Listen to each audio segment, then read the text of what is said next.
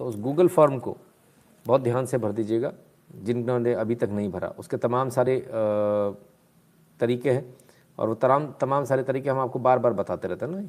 एक तो लिंक पर जाकर, फिर कॉपी और पेस्ट करके, और तीसरा इसके अलावा जो है आप व्हाट्सएप पर आपको जो ऑटोमेटेड मैसेज आता है उसमें भी लिंक होती है, उसको आप क्लिक करेंगे तो वो खुल जाएगा। पीयूष त्रिपाठी जी, गुरु दक्षिणार्थ, बहुत बहुत धन्यवाद भैया। सिद्धार्थ शर्मा जी धन्यवाद आपका। मनीष निगम जी बहुत बहुत धन्यवाद भैया। प्रज्ञेश भट्ट जी धन्यवाद। दीपक चौहान जी कहते हैं भगवान आपको स्वस्थ रखे, बहुत बहुत धन्यवाद दीपक जी। प्रकाश बोकरे जी समर्पण राशि, बहुत बहुत धन्यवाद। ज्योत्सना पाटिल जी बहुत बहुत धन्यवाद। अरविंद मिश्रा जी बहुत बहुत धन्यवाद, कंट्रीब्यूशन कहते हैं। चलिए, ये तो होगा जो गूगल पे गए थे। संजीव गुप्ता जी ट्राई अगेन कहते हैं, बहुत बहुत धन्यवाद संजीव जी। सरप्राइज्ड, हाँ बहुत सारे लोग आज एकदम से सरप्राइज हो गए हैं, ठीक है ना। तो चलिए, I hope everything is fine. Shall we move forward, हम शुरू करें। आज देखिए कितने सारे लोग सोते रह गए, बाद में आएंगे एकदम से। अरे एक्चुअली उनकी गलती भी नहीं है, गलती हमारे पार्ट पर। जब हम लगातार डेली एक पर्टिकुलर टाइम से लेट ही आते हैं तो लोग उसी हिसाब से अलार्म लगा के सोते हैं। कुछ लोग अलार्म लगा के सोते हैं, तो जो अलार्म वाले हैं आज उनका लाइव थोड़ा सा छूट जाएगा, तो उनसे पहले ही क्षमा प्रार्थी हूँ, है ना। सर वीडियो कैसे सेंड करूँ, फिर लाइव व्हाट्सएप एंड टेक्स्ट किया, नो रिस्पॉन्स। आपने फ़ोन किया था क्या? व्हाट्सएप सर करते रहेंगे, टेक्स्ट करते रहेंगे तो कोई फ़ायदा ही नहीं होने वाला है। हज़ारों मैसेज आते हैं, आपको फ़ोन करना पड़ेगा सर, है ना। आप फ़ोन कीजिएगा मोहित जी। और मुझे याद नहीं है कि मैंने किसी लाइव पर आपसे कोई चर्चा इस बारे में करी हो। अगर करी भी हो तो उसके लिए माफ़ी चाहता हूँ, क्योंकि बहुत सारे काम होते हैं तो भूल जाते हैं चीज़ों को, है ना। तो मेरा निवेदन है मोहित जी, जब आप कुछ बहुत इंपॉर्टेंट भेजा करें तो एक बार फ़ोन कर लिया करें। और फ़ोन वो सुबह 9 से 10 का टाइम, एक बार कल संपर्क कर लें, फिर अपन उसको आगे देखते हैं। सर वीडियो कैसे सेंड करूँ, फिर लाइव व्हाट्सएप, हाँ ठीक है। चलिए, 448 वॉचिंग, 445 लाइक्स। हाँ आज लाइक बड़े अच्छे चल रहे हैं, लगभग बराबर चल रहे हैं, 557 और 573, वेरी गुड, बहुत बढ़िया। आज जल्दी आ गए भाई साहब। हाँ थोड़ा सा जल्दी आने का प्रयास कर रहा हूँ भैया, धीरे धीरे करके। सर्दियाँ बढ़ेंगी तो हम भी थोड़ा जल्दी करने का प्रयास करेंगे और फिर देखते हैं किस तरह से। प्रयास आज भी बहुत और ज़्यादा जल्दी कर, लेकिन वो थोड़ा थोड़ा धीरे धीरे करते लेट हो गया। खैर बहरहाल अब और लेट ना करें और सीधे न्यूज़ पर आ जाए। और न्यूज़ में सबसे पहले क्या होता है वो आपको पता है, वो होती है आपके स्वास्थ्य से संबंधित खबर, आपकी खबर जो सीधे आप पर असर डालेगी और फिर से लोगों के दिमाग के ऊपर एक खतरा मंडराने लगा है, सिर के ऊपर एक खतरा मंडराने लगा है। अब वो खतरा क्या, आइए देखें। Omicron has more than 30 mutations. It means that any pre-existing immune responses may be less effective.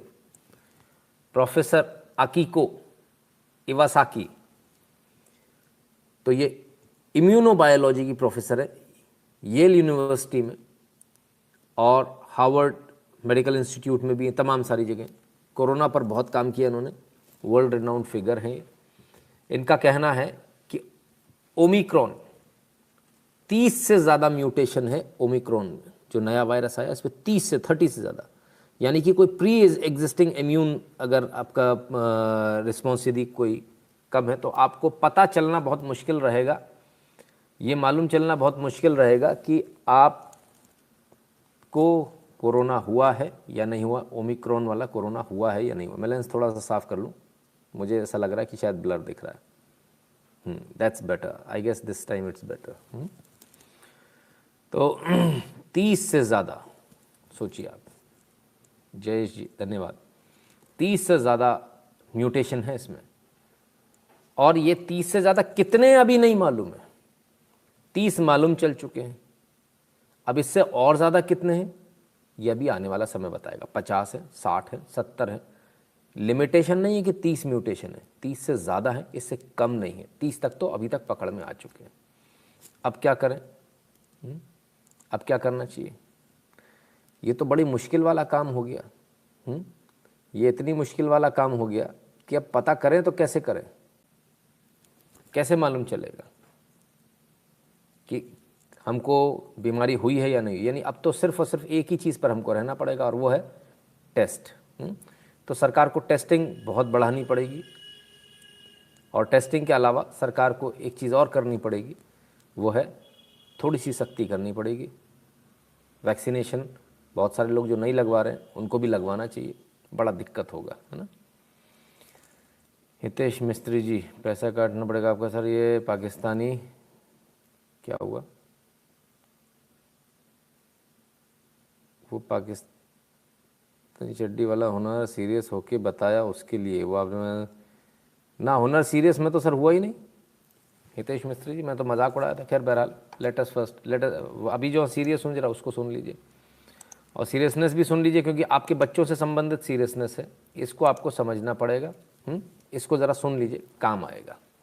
क्या कह रही हैं मोहतरमा, सुन लें। Because that's an area several countries are not even looking at. Right. I think it's very important that the children get the vaccines as well. Important that the children get the vaccines as well. I think it's very important that the children get the vaccines as well, not only to provide protection for themselves, because children, the infection in children are for the most part mild. However, there are some complications, like children can also get long COVID. Children can get multisystem inflammatory syndrome, which is quite severe and requires hospitalization. And, you know, there are many unknown consequences of getting COVID. So absolutely, children should get vaccinated.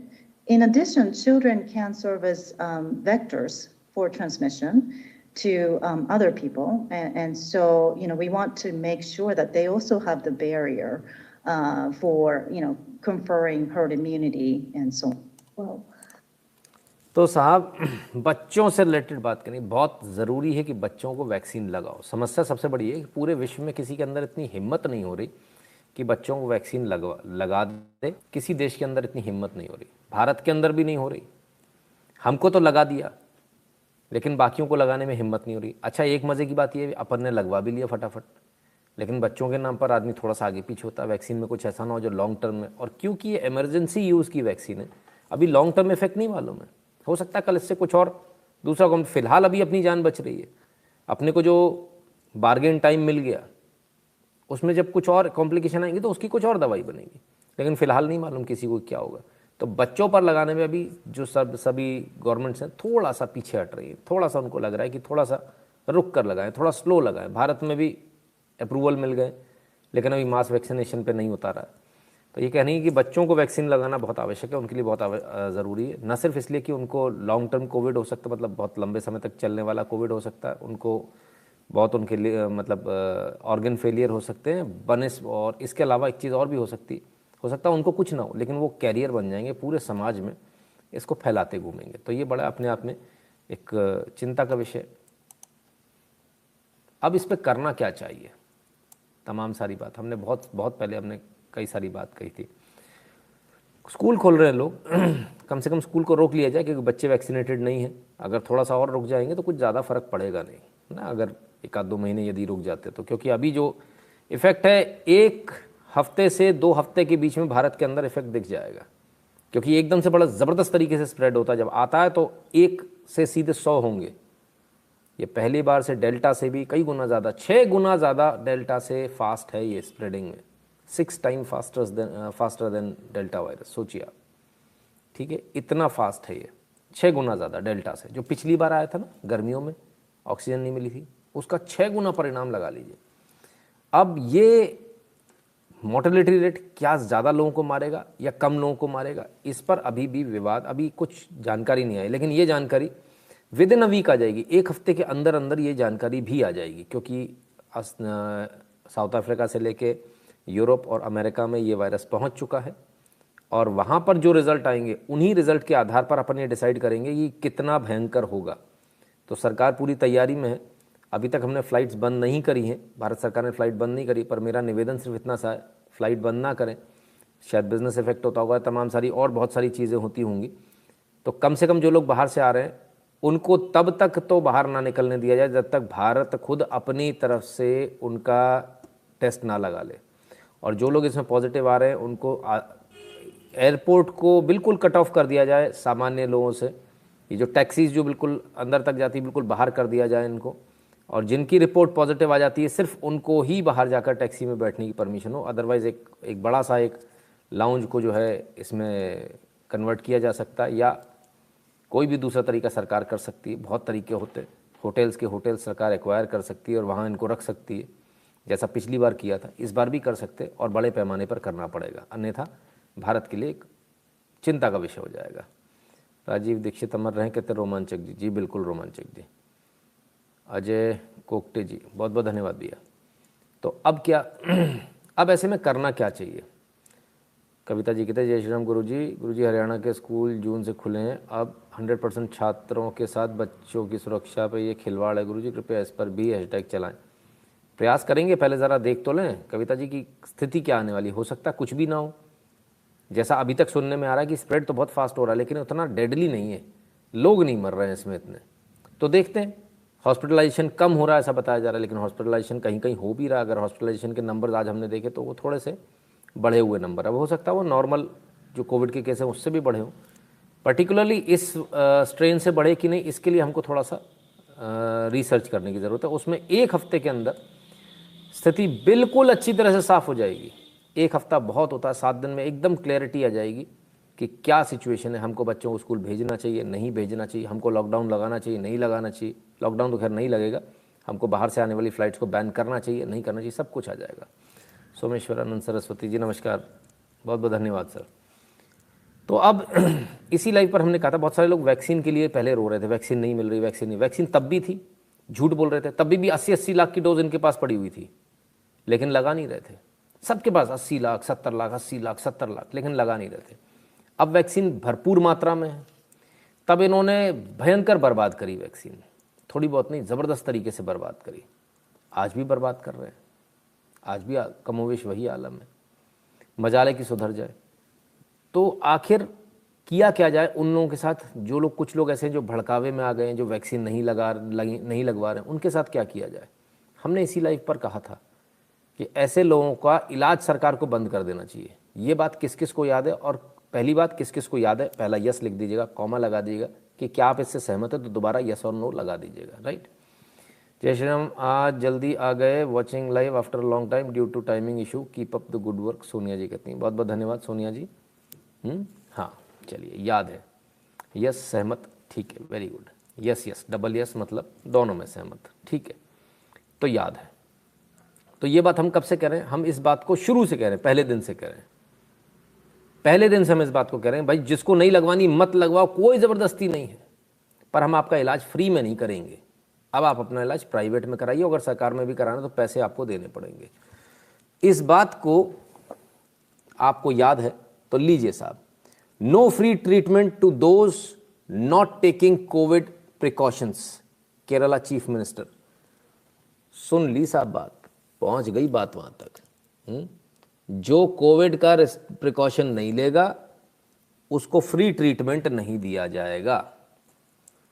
अब ये तो गड़बड़ हो गई, तो संघीय idea पहुंच गया और वामपंथियों ने उठा लिया। ऐसे कैसे हो गया, इतना घोर अन्याय हो गया इस देश के अंदर।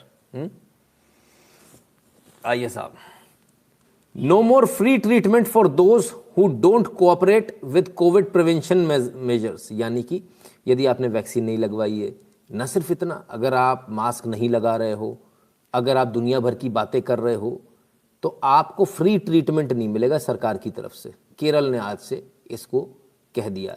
Non vaccinated teachers and employees who work from offices or interacts with public will have to submit weekly result of RT-PCR test. आपको जबरदस्ती नहीं है, नहीं लगवाना है, नॉन वैक्सीनेटेड हो कोई बात नहीं, हर हफ्ते आपको RT-PCR टेस्ट करवाना है।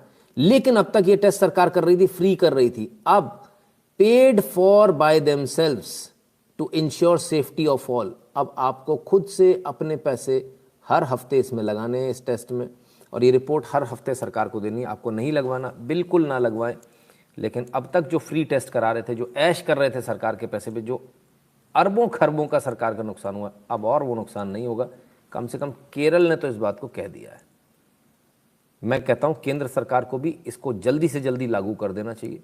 जितनी जल्दी हो सके उतनी जल्दी इसको लागू करें। जिसको नहीं लगवाना है कोई कंपल्शन नहीं है, ज़बरदस्ती कनपट्टी पे बंदूक रख के आपके नहीं लगाई जाएगी, लेकिन एक बात तो इंश्योर की जाएगी कि कम से कम आपको फ्री इलाज तो नहीं मिलेगा। और फिर अगर आपको ट्रैवल करना है, रेलवे में जाना या कहीं भी जाना है, आपको एयर टिकट बुक कराना है, तो आपको अपना RT-PCR टेस्ट अपने पैसे से कराना पड़ेगा। ये तो कम से कम सरकार कर ही सकती है, इतना तो करना चाहिए। कोई कंपल्शन नहीं, कोई ज़बरदस्ती नहीं है कि आप टेस्ट कराओ, बिल्कुल आप वैक्सीन लगवाओ, ऐसा कोई ज़बरदस्ती नहीं है। लेकिन अगर आप बीमार पड़ते हो फिर इसके बाद में यदि आपको कोविड होता है, फिर उसका इलाज का पैसा आपको देना चाहिए, क्योंकि सरकार अभी गला फाड़ फाड़ के फ्री में घर जा जा के लगा रही है वैक्सीन। अभी भी कुछ लोग बदतमीज़ी पर उतार हुए हैं, कुछ लोग भड़का रहे हैं दूसरों को, खुद लगवा ली इन्होंने वैक्सीन और दूसरों को भड़का रहे हैं और झूठ बोल रहे हैं हमने नहीं लगवाई। मज़े की बात देखिए, मैं एक ऐसे सज्जन को जानता हूँ जो गाँव में रहते हैं और वो यहाँ शहर में आकर वैक्सीन लगवा के चले गए हैं, और वो बोलते हैं मैंने वैक्सीन नहीं लगवाई, जबकि मुझे पता था। ये आज ही का केस है। फिर मैंने बाकायदा उनका आधार कार्ड नंबर मंगवाया, मैंने कहा आधार कार्ड नंबर मंगवाओ, मैंने ऑफिस जाकर वहाँ ऑफिस में उनका नंबर डलवाया, आधार कार्ड नंबर डलते ही खटाक से आ गया कि इनको वैक्सीन लग गई। मैंने दिखाया जो उनके गाँव से ही दूसरे सज्जन आए थे, मैंने कहा देखो इन्होंने लगवा रखी, आपको झूठ बोल रहे हैं, मुझे दोनों लगी, ये भी लगवा के गए यहाँ से, ये झूठ बोल रहे हैं आपसे।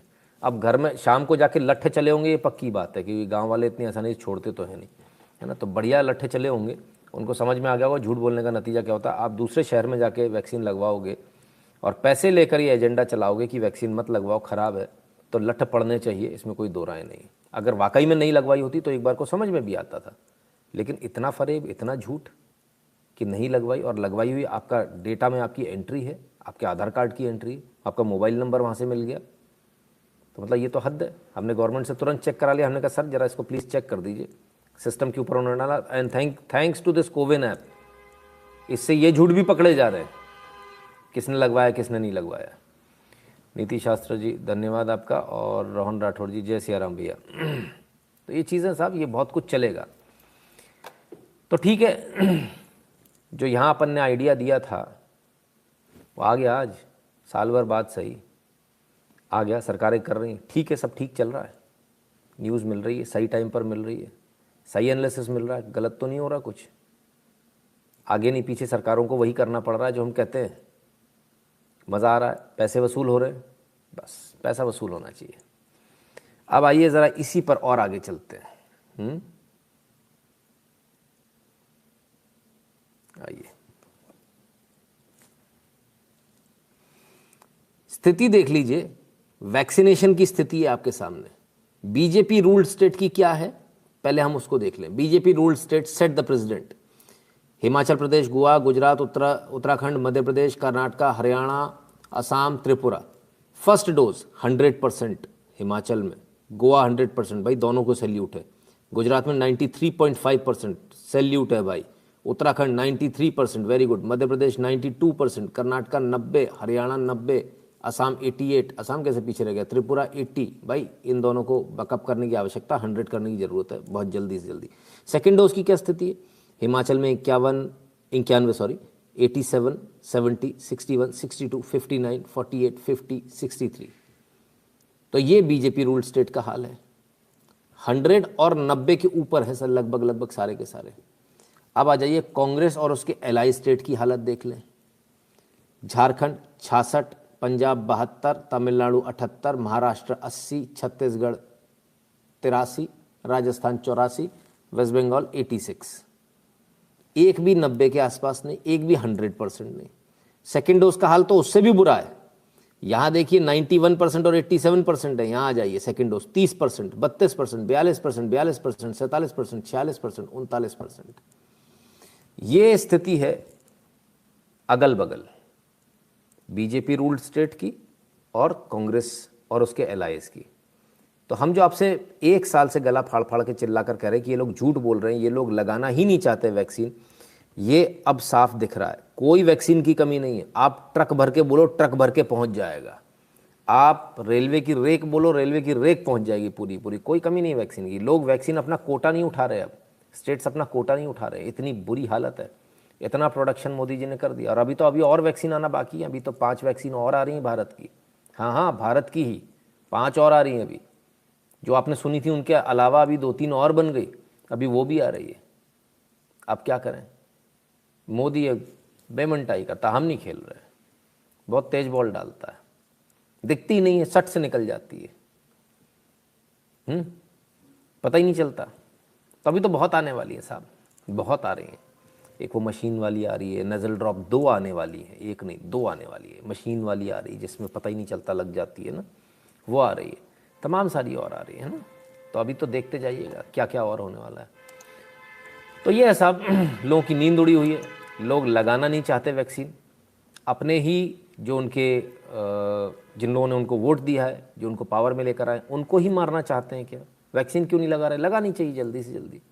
लोगों की नींद उड़ी हुई है, तबीयत ख़राब करेंगे लोगों की। बहरहाल फ़िलहाल तो इन लोगों की तबीयत ख़राब है, सिर्फ इनकी तबीयत ख़राब नहीं है, एक और सज्जन है जिनकी तबीयत ख़राब हो गई मोदी जी के मारे। मोदी जी ने तो आफत मचा रखी है। इनको पहचानते हैं क्या? पहचान नहीं पा रहे होंगे आप, कोई बात नहीं, चलिए सुनिए, शायद आवाज़ से पहचान जाए। But yet I feel very unsafe, as I've been hearing there is another attempt being made to kidnap me now from Antigua to Guyana. Very innocent, and I will come out victorious from all the charges that they have put against me.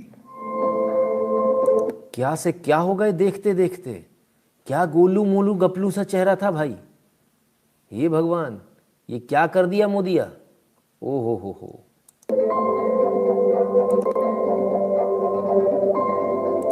Very much confined to the limits of my house or to visit different doctors for my medical treatment.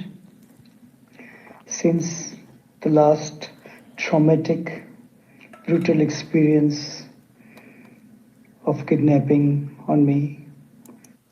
Chouksey जी बहुत डरे हुए हैं, कहते मोदिया गुंडा है, उठा ही ले जा अब हमको, हम विश्व सुंदरी बा, बहुत सुंदर बा, मोदिया की गलत नजर है हम पा।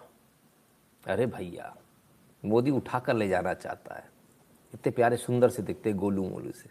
एक बार कोशिश हो गई, मेरी जान बच गई, मेरी इज्जत बच गई, मेरे को बहुत डर लगता है, ये मेरे को फिर से उठा के ले जाएगा बाबा।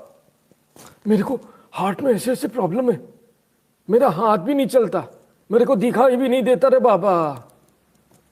बड़ी प्रॉब्लम है साहब, सारी प्रॉब्लम हो गई इनको, मेडिकल प्रॉब्लम। इतने डरे हुए हैं, बताते हैं कि साहब ये अपने घर से बाहर नहीं निकलते हैं, ताला लगा कर रहते घर के अंदर। मोदी इधर वो उधर, फिर भी इतना डर। तो डर स्वाभाविक है, पिछली बार उठा लिया था, इस बार फिर से उठा के ले जाएंगे। उठाते भी कैसे हैं? मछली को जैसे कांटे में एकदम बढ़िया सा केंचुआ डाल के फंसा के देते ना, हाँ अब आ जा, ऐसी एकदम बढ़िया तरह से। और बढ़िया कोई मॉडल वॉडल बढ़िया ढूंढ के भेजी, चौकसे साहब खुश, रंगीन मिजाज, आ गए लपेटे में, निपट गए, जान बच गई। अब तो तौबा तौबा, अब सुना बजरंगबली के भक्त हो गए अब ये।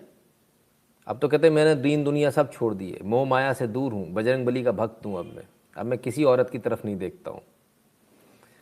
प्रणाम शुक्ला जी, 2 अच्छी खबर, Gujarat Vapi made out of 44, BJP 37, Congress 7, अच्छा 44 में से 44 में से 37, बीजेपी कांग्रेस 7, आप 0, 8.4% जीडीपी इकोनॉमिक बाउंस बैक, हाँ 8.5%। अभी सर इस पर करता हूँ, ठीक है ना।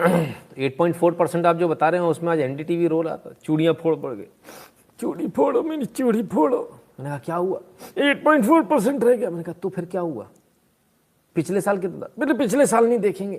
मैंने कहा फिर क्या देखोगे? पिछला क्वार्टर देखेंगे, वो 21 था। हमने कहा साला तुम्हारा समझ में नहीं आता, कभी साल देखते हो कभी क्वार्टर देखते हो, बोला एक जगह आ जाओ भाई, डिसाइड कर लो करना क्या है। खैर तो साहब बड़ा रोना धोना सब तरफ मचा हुआ है, इधर एनडीटीवी रोता, उधर मेहुल चौक से रोते, बोले मोदी गुंडा है, मेरे को उठा के ले जाएगा, इसकी नज़र ठीक नहीं है मेरे ऊपर, मैं अच्छा दिखता हूँ, ये मेरा पाप है। उधर मोदी गाना गाता है, उधर फोन पे आदमी हूँ, आदमी से प्यार करता हूँ, मेरे को उठा के ले जाएगा। बहुत परेशान है बेचारे। खैर हर गुंडे बदमाश की यही स्थिति है, हर उस व्यक्ति की जिसने देश को लूटा वो मोदी के नाम से रो रहा है, और हर वो आरोप जो लगा सकता है लगाने का प्रयास करता है। खैर बड़ा बेदर्दी है मोदी, बड़े दिनों बाद ऐसा शासक मिला है आनंद आ रहा है कि नहीं आ रहा, आप ये बता दो। आपका वोट वसूल हुआ कि नहीं? वो जो गए थे आप, धूप में लगे थे लाइन में, वसूल हो गया कि नहीं हो गया? आज तो टैब भी कम रखा है, 2 मिनट का रखा है ना। चलिए आइए आगे चलते हैं। क्या बात है, विश्व की सबसे शक्तिशाली नौसेना के प्रमुख एडमिरल आर हरि कुमार, जो सबसे शक्तिशाली नौसेना है उनमें से एक, हमारे भारत के एडमिरल आर हरि कुमार 25वें प्रमुख हैं। कमान संभाली इन्होंने। आनंद आ रहा है कि नहीं आ रहा है? आनंद इससे बाद आएगा। सर्वोच्च पद पर पहुंच गए नौसेना के, सर्वोच्च पद पर। सर पर टोपी भी है, लेकिन दिमाग आसमान में नहीं, जमीन पर है। जैसे ही एडमिरल बने, बाल पूरे खुद के सफेद हैं, माता पिता के पैर छूकर आशीर्वाद लिए। ये भारतीय परंपरा, ये सनातन परंपरा, और हमें गर्व है कि हमारे देश में ऐसे लोग होते हैं। पास खड़ी मैडम पता नहीं कौन सी, इनका मुंह क्यों बन गया अभी तक समझ में नहीं आया। शायद इन्हीं की रिलेटिव हैं, शायद हो सकता है पत्नी ही हूँ, क्या मालूम। लेकिन ये देखिए, ऑफिस भी, ड्यूटी पर मुस्तैद, और संस्कार भी। कौन कहता है सेना में ऐसा नहीं वैसा नहीं होता? देखिए आपके सामने। तो ये आपके सामने, ये चीज़ें सब कुछ आपके सामने। फिर एक संगी, उफ बड़ी आफत है। पैर छूले तो भी संगी हो गया, अच्छा ये बड़ी आफत है। कलावा पहन लो तो संगी हो, कुर्ता पहन लो तो संगी हो, चप्पल पहन लो तो संगी हो, पैर छू लो तो संगी हो, नमस्ते कह दो तो संगी हो। अच्छा तो संगी नहीं रहने के लिए क्या करना पड़ेगा? संगी नहीं रहने के लिए फिर आपको कपड़े उतारने पड़ेंगे, हेलो हाय करना पड़ेगा। ठीक है, फिर संगी वाला टैग ही ठीक है, क्या बुराई है? तो चलिए साहब, ये सब तो चलता रहेगा। Full agree. किसी ने वो जवाब नहीं दिया भाई, क्या हुआ, पैसे वैसे वसूल हुए कि नहीं? बस यही अपराध मैं बार बार करता हूँ आदमी से। हाँ बिल्कुल एकदम पीयूष जी, वही चल रहा है ना। चलिए अब आते हैं एक उस खबर पर जो आपकी नज़र नहीं पड़ी होगी, जो किसी ने नहीं चलाई, लेकिन जिसकी वजह से आप बहुत परेशान हैं, जो सीधे आप पर इफेक्ट करती है। उस खबर को दिखाता हूँ जो कोई नहीं दिखाएगा, जो शायद आपको कहीं नहीं देखने को मिलेगी। दिल्ली यूनिवर्सिटी में रामपंथ की वामपंथ पर विजय। DUTA डूटा अध्यक्ष पद पर NDTF की जीत के बाद बोले प्रोफेसर AK भागी। तो साहब डूटा चुनाव हो गए। दिल्ली यूनिवर्सिटी टीचर्स एसोसिएशन इसको बोलते हैं, दिल्ली विश्वविद्यालय शिक्षक संघ, डूटा के चुनाव में। अब ये रामपंथ पर वामपंथ की विजय क्या भला हुई भाई? कोई जीत गया, ठीक है, अच्छी बात है। तो जीता कौन? NDTF, national democratic teachers front, ये जीत गया। अच्छा ये कब जीता साहब? ये जीता 24 साल बाद। 24 साल लग गए इसको जीतने में। अब जो NDTF है, ये बताया जाता है कि RSS की बैकिंग वाला है, ये बताया जाता है राष्ट्रवादी टीचर्स का संगठन है। अब तक इस टीचर जो DUTA है, टीचर्स एसोसिएशन पे अब तक जो कब्जा था वो वामपंथियों का था।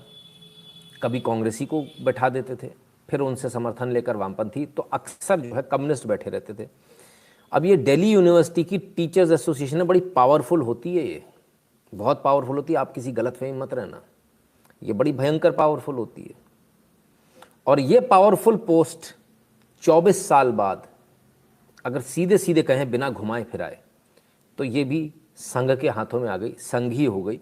और सिर्फ इतना नहीं, फोटो खिंचवाने का नजरिया भी देखिए भागी साहब का। ओ हो, जिस मूर्ति को बार बार दिल्ली यूनिवर्सिटी में तोड़ने का प्रयास किया गया था, उसी मूर्ति के सामने विजय माला पहनकर और गुलदस्ता बगल में उनके लिए, उनके दूसरे।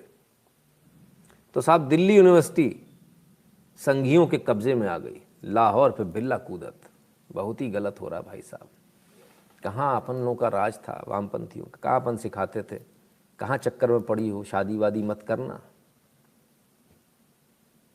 ये सब झंझट वाले काम हैं। आओ शेक्सपियर सुनाएं, आओ फलाना लव की स्टोरी सुनाएं। हाथ फेर दिया धीरे से, तुम्हें अच्छे नंबर दे दूंगा, आ जाओ। अब तो ये भी संगी हो गए धीरे धीरे, अब तो वो सब नहीं हो पाएगा। बड़ा आफत है। क्या मतलब, कितनी अच्छी अच्छी चलचित्र आते थे जेएनयू से, हॉस्टल से, अब तो बड़ा मुश्किल हो जाएगा। ये जो कुंवारे लौंडे, इनके लिए तो बड़ी दिक्कत हो गई भाई। कच्चे माल का अभाव हो गया, माल नहीं मिलेगा अब। ठीक है, तो क्या आइए ऑन अ सीरियस नोट ज़रा समझ लें, आखिर वो पुरानी लकीर थी क्या? पुरानी लकीर थी वामपंथ या कांग्रेसी या इन दोनों की गुटबाजी से डूटा के अध्यक्ष पद पर कब्जा जमाना। इस बार वो लकीर मिटा दी गई अच्छी खासी मार्जिन से। 24 साल बाद नेशनल डेमोक्रेटिक टीचर्स फ्रंट के खाते में डूटा का अध्यक्ष पद आया। 2021 से पहले डूटा के अध्यक्ष पद पर एनडीटीएफ की जीत 1997 में हुई थी। 24 साल लग गए यहां तक आने में। सोचिए कौन है डूटा? राष्ट्रीय स्वयंसेवक संघ से जुड़ी एनडीटीएफ की यह जीत क्यों मायने रखती है? कॉलेज स्तर और शिक्षा और शिक्षकों के लिए जीत क्या संदेश लेकर आई है? अब आपसे कुछ ऐसे ही सवालों को लेकर डूटा नए अध्यक्ष प्रोफेसर भागी से बातचीत। इस दौरान दिलचस्प किस्से भी आए। तो साहब, अब जब टीचर्स एसोसिएशन ही आ गई है हाथ में, तो बदलाव भी होगा। तो बदलाव भी होगा, और बदलाव पॉजिटिव बदलाव होगा। जो राष्ट्रवाद का बदलाव आप लोग चाहते हैं, शायद वही बदलाव होगा। तो क्या ये कर पाएंगे? ये भी ऐसे ही निकलेंगे, देखते हैं। लेकिन अध्यक्ष पद पे आते ही, अध्यक्ष बनते ही पूत के पांव पालने में दिखने शुरू हो गए। डूटा अध्यक्ष की अपील, प्रधानमंत्री ने बड़ा दिल दिखाया, अब हट छोड़ें किसान प्रदर्शनकारी। मैंने आपसे कहा था बड़ा पावरफुल पद होता है डूटा का, सब तरफ हाथ पांव मारते हैं। ये मत सोचना कि सिर्फ एजुकेशन की बात करके छोड़ देंगे, सिर्फ टीचर्स की बात करके छोड़ देंगे। ना ना ना ना ना, किसान आंदोलन पे बोल दिए, पहले ही दिन बनते ही खटैक आ गया जी किसान आंदोलन। वो अवार्ड वापस, फलाना, टीचर्स, वो जो जा रही थी ना टीचर्स यूनिवर्सिटीज़ की नारे लगाने, हमको चाहिए आज़ादी, हम लेके रहेंगे आज़ादी, उनको दे दी आज़ादी। बोले तुम घर जाओ, आज़ादी है, धरने पर बैठो, आज़ादी है। बड़े गर्व की बात है। और मैं उन सारे टीचर्स को जिन्होंने इसमें वोट किया है, मैं उनको नमन करता हूँ, सैल्यूट करता हूँ आप सबको। आप सबने बहुत समझदारी भरा फैसला किया। आप सबने इस देश का भविष्य बनाने के लिए फैसला किया है। बहुत अच्छा आप लोगों का फैसला है। आज तक जो कुछ आपने तब भी किया होगा, सोच समझ कर ही आपने वोट किया होगा, पर इस बार का वोट आपका काबिल तारीफ है। बहुत समय पर, सही समय पर आपने वोट किया, वरना ये सारे इंस्टीट्यूशंस बर्बाद हो जाते, ये सारे इंस्टीट्यूशंस देशद्रोहियों के हाथ में लग जाते। आज आपने कम से कम अपने एक एक वोट से आपने इन इंस्टीट्यूशंस को बचा लिया, इन यूनिवर्सिटीज़ को बचा लिया, और आपने उन बच्चों, हज़ारों लाखों बच्चों को बचा लिया जो यहाँ पढ़ने आते हैं। आप सबका तहे दिल से बहुत बहुत धन्यवाद। आदित्य गौतम कहते हैं प्रणाम सर, जय श्री राम भैया। तो ये एक बदलाव, ये एक बड़ी खबर है जो मेन स्ट्रीम मीडिया पे नहीं मिलेगी। वो दबा के बैठ गए, वो नहीं बताएंगे आपको कि क्या बदलाव हो गया। वो डर रहे हैं, वो बताएंगे भी तो कल आएंगे। विवाद बोलेंगे कि डूटा के नए अध्यक्ष का विवादित बयान। इसमें विवादित क्या है भाई? किसान आंदोलन के लिए नहीं बोलेगा तो मतलब काय के लिए बोलेगा? पाकिस्तान के लिए बोलेगा? वो भी बोलेंगे, समय आएगा तो वो भी बोलेंगे, उसमें क्या दिक्कत है? और डूटा के अध्यक्ष हैं, बहुत सारे फॉरेन यूनिवर्सिटी से कोलैबोरेशन, ये वो आना जाना लगा रहेगा। तो तैयार रहिएगा, अभी मिर्ची बहुत लगने वाली है, लंबे समय तक लगेगी।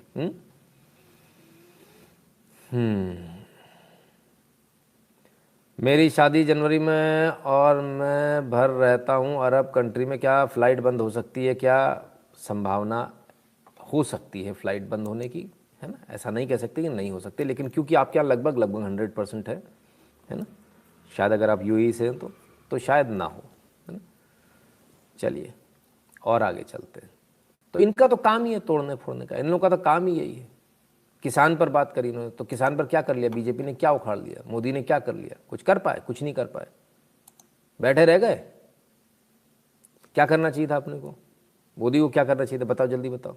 वो गोली चलानी थी, फलान करना था, ढिकान करना था। मैं कुछ नहीं कहूँगा, जो कहना है इनसे सुन लीजिए।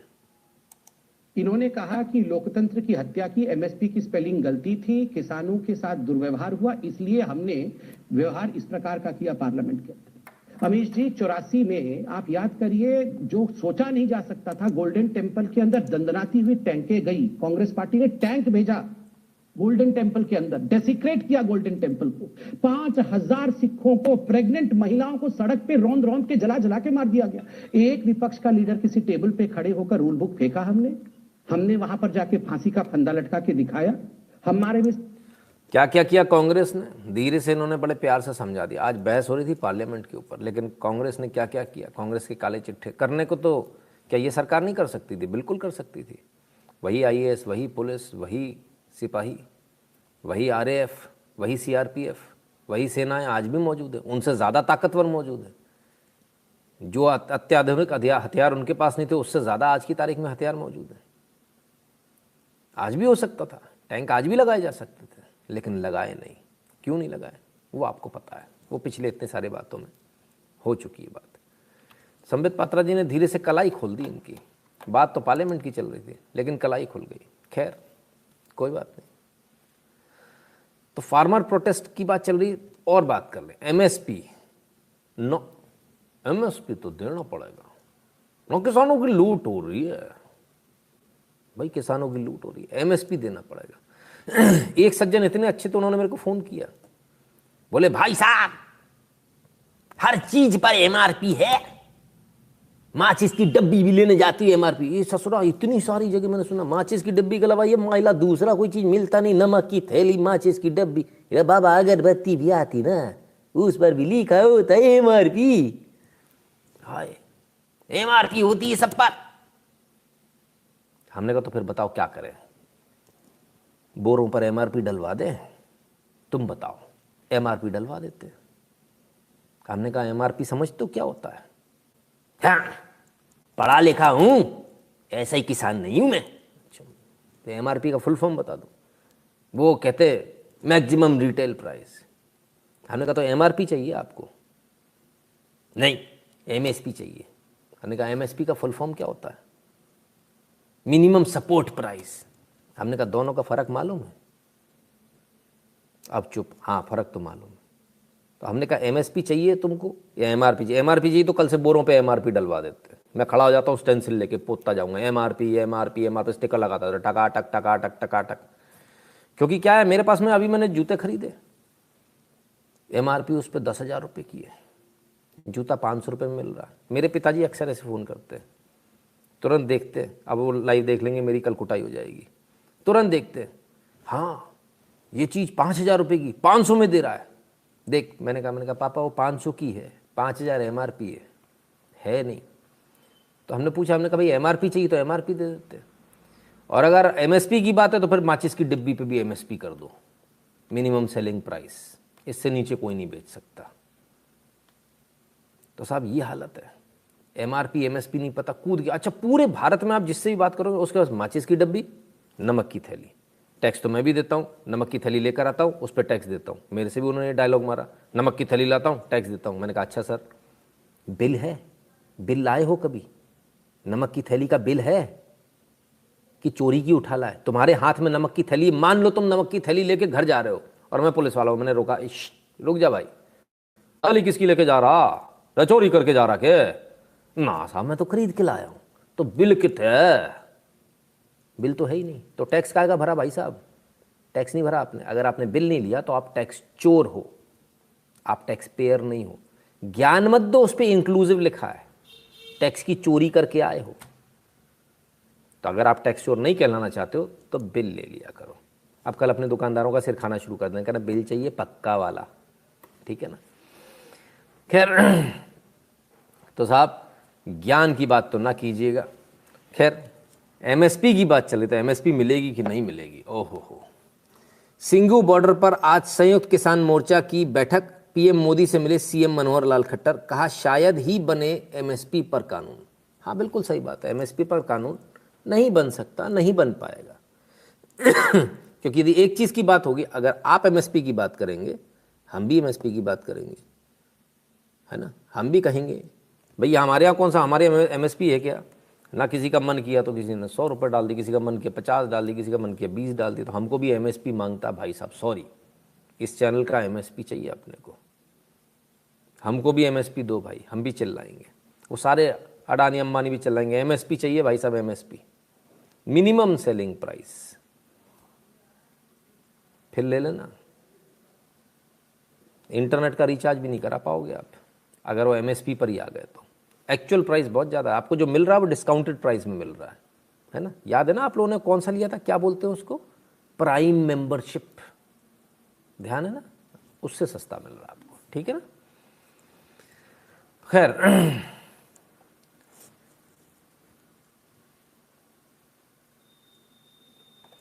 आइए, तो एमएसपी मिलने का चांस कम है, तो मोदी जी तो सुन ही नहीं रहे।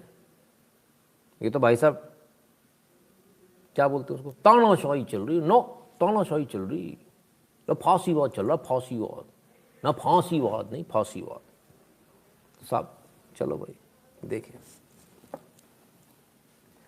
2014 की तुलना से एमएसपी पर खरीदी लगभग दोगुनी हुई है। सरकार ने 1 लाख करोड़ रुपए का इंफ्रास्ट्रक्चर फंड की स्थापना की है। छोटे किसानों की मदद और प्रोत्साहन के लिए 10 लाख एफपीओज यानी फूड प्रोसेसिंग ऑर्गेनाइजेशंस बनाने की घोषणा की है, जिस पर सरकार 6,850 करोड़ रुपए खर्च करेगी, केंद्रीय कृषि मंत्री। तो भाई साहब 2014 के यानी जब सरकार नहीं थी, जब मोदी सरकार आई, तब से तो खरीद लगभग दोगुनी हो गई है एमएसपी पर। अभी क्या प्रॉब्लम है, तब नहीं होती थी, अब हो रही है, दबाकर हो रही है। अभी क्या प्रॉब्लम है, 1 लाख करोड़ भी बनाया है, 10 लाख एफपीओज बना रहे हैं, उसमें भी हज़ारों करोड़ दे रहे हैं। कमाल है, कमाल है, बड़े कमाल के लोग हैं। अभय प्रताप सिंह जी ने अपने पापा का नाम लिख दिया, मैं तो तुम्हारे घर कभी आया नहीं। आपको मालूम है इसका मतलब क्या होता है? इसका मतलब जिसने आपकी मम्मी के साथ, आपकी अम्मी के साथ में वो किया, तो आपने पापा नहीं किया ना। आप अपने पापा को ऐसा बोलते हो, कुछ लोग ऐसा भी बोलते हैं। एक ने लिखा था ट्विटर पे, मैं तो अपने पापा को ऐसे बुलाती हूँ, और मेरा पापा भी कहता है, वो भी उनको पलट के बोलता है। अरे वाह, हैं अभय प्रताप, अगर आपकी माँ की गलती नहीं थी, अगर आपकी पैदाइश सही है, तो अगले कमेंट में नंबर आ जाएगा आपका, नंबर डाल देना। अगर आप गलती से अगर हलाला वाले नहीं हो तो नंबर डाल देना अगले कमेंट में। और मेरा नाम मत लेना, अपनी मम्मी से पूछ लेना, मेरी फ़ोटो दिखा देना, मैं नहीं आया था तुम्हारे घर पे, तो वो नहीं हो सकता जो तुम लिख रहे हो, मैं तुम्हारा पापा नहीं हूँ। हाँ क्लियर है। प्रसन्नजीत देवजान देख रहे, गाय के गोबर के किलो लाइक करो। अरे सर बंद हो जाएगा तो अपन भी सोने चले जाएंगे ना, टेंशन है, सर्दी ज़्यादा है, धीरे से रजाई में अपन भी घुस जाएंगे, ठीक है। तो भैया ऐसी चीज़ें मत लिखा करो, पहले समझ लिया करो उसका मतलब क्या है। मैं अब क्योंकि यहाँ बहुत सारे लोग परिवार के साथ देख रहे होंगे, इसलिए मैं उसका संधि विच्छेद करके आपको बताना नहीं चाहता हूँ। मैं इतनी अच्छी तरह बताता आपको कि जीवन में मेरे सामने गाली नहीं दे पाते। फिर भी अगर हलाला वाले नहीं हो तो नंबर आना चाहिए, नहीं तो फिर हलाला वाले हो, है ना, एकदम क्लियर बात है, ठीक है ना। तो चलो भाई, नहीं मेरे को खाली पीली पापा बना लिया, कमाल हो गया। बोले मैं मम्मी के साथ किया। अरे मैं भैया आपकी माता जी मेरी माता जी, कैसी बात कर दी। सम्मान है उनका। आप लोग ऐसे काम यहाँ करते हो, अपने घर वालों को सोचो कितना आप लोग बेआबरू करते हो। सोचिए ज़रा। छत्तीसगढ़ के संगठन की मीटिंग है आज, टिकट नॉट इनवाइटेड सर आज एट सिंघू बॉर्डर। अरे बाप रे बाप, ऐसा भी हुआ है। जयंत आचार्य जी, कमाल हो गया। तो सर आपको नहीं कहा, अच्छा सॉरी भैया सॉरी, जिसको मतलब जिसके लिए आपने कहा फिर आप उसमें लगे रहो, इसलिए कहता हूँ लिख दिया करो भाई, गड़बड़ी ना हो। अभय प्रताप जी के लिए भैया सारे कमेंट वापस ले लो, हमने भी अपने शब्द वापस ले लिए, माफ़ी चाहते हैं अभय जी, है ना। इसलिए कहते हैं भाई ऐसे दूसरे को कमेंट मत किया करो, खाली पीली में कन्फ्यूजन होता है ना। चलिए माफ़ी चाहता हूँ एक बार फिर से ना, चलिए ऐसा भी हो जाता है। खैर हाँ, तो क्या था वो, क्या चल रहा था भाई, आंदोलन होगा, बहुत जोर से होगा। और आंदोलन को रंग क्या दे दिया है, रंग दे दिया गया वो तू कौम का गद्दार है। ये साला कौम का गद्दार कहाँ से आ गया, मुझे अभी तक समझ में नहीं आ रहा, मैं हैरान परेशान हूँ। आइए देखें जरा। ओ हो, अरे गजब, पीछे गुरुद्वारा साहिब आगे मॉडल, क्या बात, क्या बात, फोटो शूट हो रहा है साहब, करतारपुर गुरुद्वारा, ओहो हो, पाकिस्तानी मॉडल है साहब, करतारपुर गुरुद्वारे में मैडम फोटो शूट करवा रही, लियो पैर भी दिखा दिया, मार ही डालेंगी, मार ही डालेंगी। क्या हुआ भाई, अब कोई कुछ कह रहा है कि नहीं कह रहा है, हमको तो समझ में नहीं आ रहा है हो क्या रहा है। अब मैं आपको एक बात बताता हूँ, अपनी बात बताता हूँ। मैं सपरिवार गुरुद्वारे गया, है ना, मैं सपरिवार गुरुद्वारे गया, इन तो कुछ भी नहीं है साहब, सपरिवार गुरुद्वारे गया, वहाँ भाई साहब बांधने के लिए जो सर पर सर कवर करने के लिए देते, उन्हीं का लिया, अपना नहीं। अपन चाहते अपना रुमाल भी लगा सकते थे, पर हमने कहा चलो उनको उसमें लगेगा, उसमें वो खंडे का निशान नहीं है, फलाना नहीं है, इस कलर का नहीं, उस कलर का नहीं है, उनकी जिसके अपन चाहते हैं उसी हिसाब से चलते हैं। हमने भी भाई दोनों पति पत्नी ने और बच्चों ने सब ने लगा लिया। मेरी वाइफ को थोड़ा ढीला हो रहा था, उसको टाइट कर रही थी, सिर्फ टाइट कर रही थी। इतने पर भाई साहब ऐसा बवाल काटा इन लोगों ने, ऐसा बवाल काटा कि वो माथे पे तिलक दिख गया होगा, शायद चिढ़ होगी, जो भी कारण हो। ऐसी बदतमीज़ी और ऐसी घटिया मतलब तरीके से एक बुज़ुर्ग वहाँ पर आए और इतनी बदतमीज़ी से बोले, इसकी कोई लिमिट नहीं है। हालांकि मैंने कुछ नहीं बोला, मैं बड़ा ईजीली आ गया। और मैंने अपनी वाइफ को ही बोला, गलती तुम्हारी है, तुमको हाथ ही नहीं लगाना चाहिए था। उनको कन्फ्यूजन हुआ, यहाँ ज़बान नहीं निकल रही। हमको तो बड़ी ज़ोर से भगाया था गुरुद्वारे से, नहीं निकलो यहाँ से, निकलो निकलो निकलो। हमको तो बड़ी ज़ोर से भगाया था, यहाँ आवाज़ नहीं निकल रही, यहाँ आवाज़ बंद हो गई, आवाज़ नहीं निकल रही है किसी की, नहीं यहाँ भी निकाल के देख लो, चले जाओ। बहुत सारे घूम रहे थे यहाँ पे तो, सिंगू बॉर्डर पे हो आओ, थोड़ा घुमाओ। हम पे तो बड़ी दादागिरी चल रही थी भाई। सारे इकट्ठे हो गए थे आके एकदम से। बड़ी बेअदबी हो गई थी साहब, टाइट करने में, उठाया भी नहीं। ये असलियत है, ठीक है ना। किसानी भी तो अनाज का व्यापार है, ऐसे ही लोग व्यापार कर रहे हैं, उन्हें भी एमएसपी दो, ये क्या बात है, हमें मिनिमम प्राइस दो। संकल्प सिंह जी, बिल्कुल। उत्कर्ष सक्सेना कहते हैं, जय श्री राम नितिन जी, मैं दुकानदारों से जय श्री राम बोलता हूँ तो जय श्री राम नहीं बोलते वापस, उन्हें बिल लेता पक्का वाला, उनसे बिल लेता पक्का वाला। उत्कर्ष सक्सेना जी, बहुत बढ़िया। एक सज्जन ने तो सामान ही नहीं दिया, भगा दिया, बोले बेचना ही नहीं है।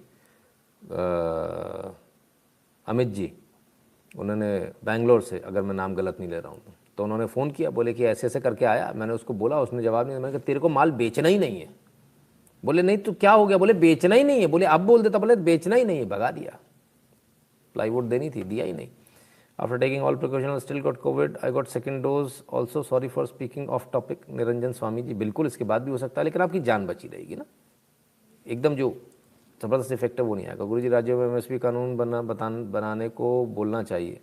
नरेश जहांगीर जी, ऐसा भी हो सकता है। परमेश्वर जी कहते भटके हुए सिख चुने इस्लाम और पूरा पाकिस्तानी मॉडल चाहे सिख धर्म, ये बहुत रोमांचक है। सही बात है, बड़ा रोमांचक है जी। खैर, मैं इसलिए कभी नहीं जाता। नहीं सर, उस दिन के बाद से हम भी नहीं गए, हमने भी नमस्ते कर ली, हमने कहा टाटा बाय बाय भैया, अपन काय को किसी के उस पर जाओ बेइज्जती कराने, है ना। चले आइए अब ज़रा और आगे बढ़ते हैं।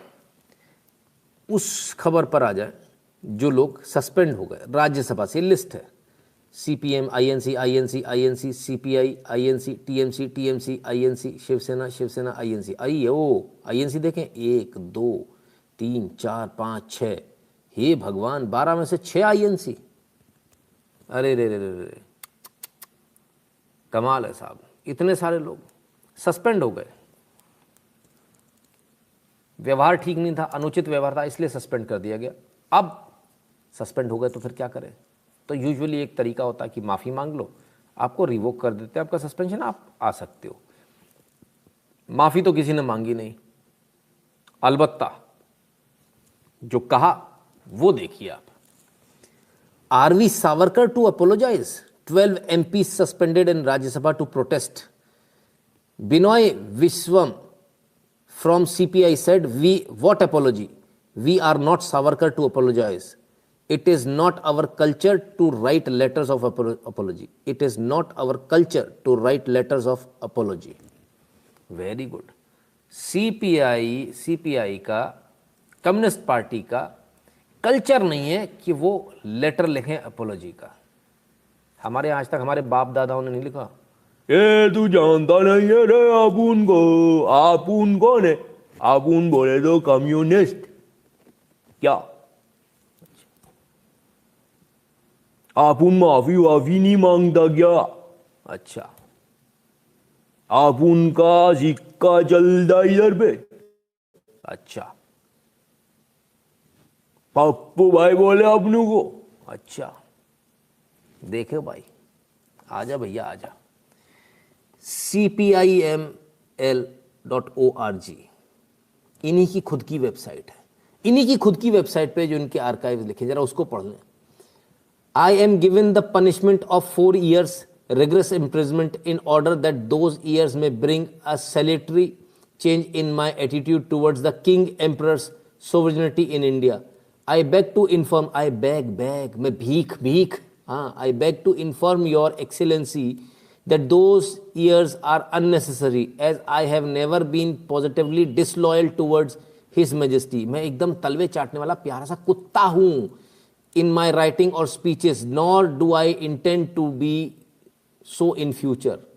ये आपून किसी का सुनता नहीं क्या? अपने बाप दादा ने कभी माफी नहीं मांगी रे?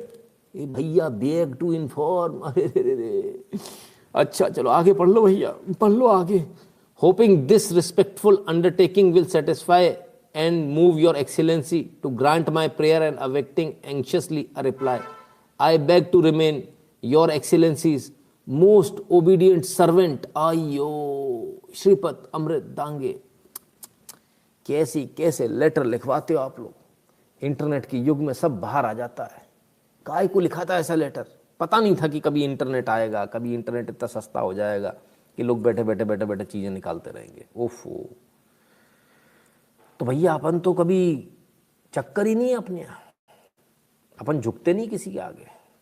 फिर बाद में बताते हैं मालिक मैं तुम्हारा ही कुत्ता है, मैं क्या, मैं कभी भूखा तुम्हारे अगेंस्ट में नहीं।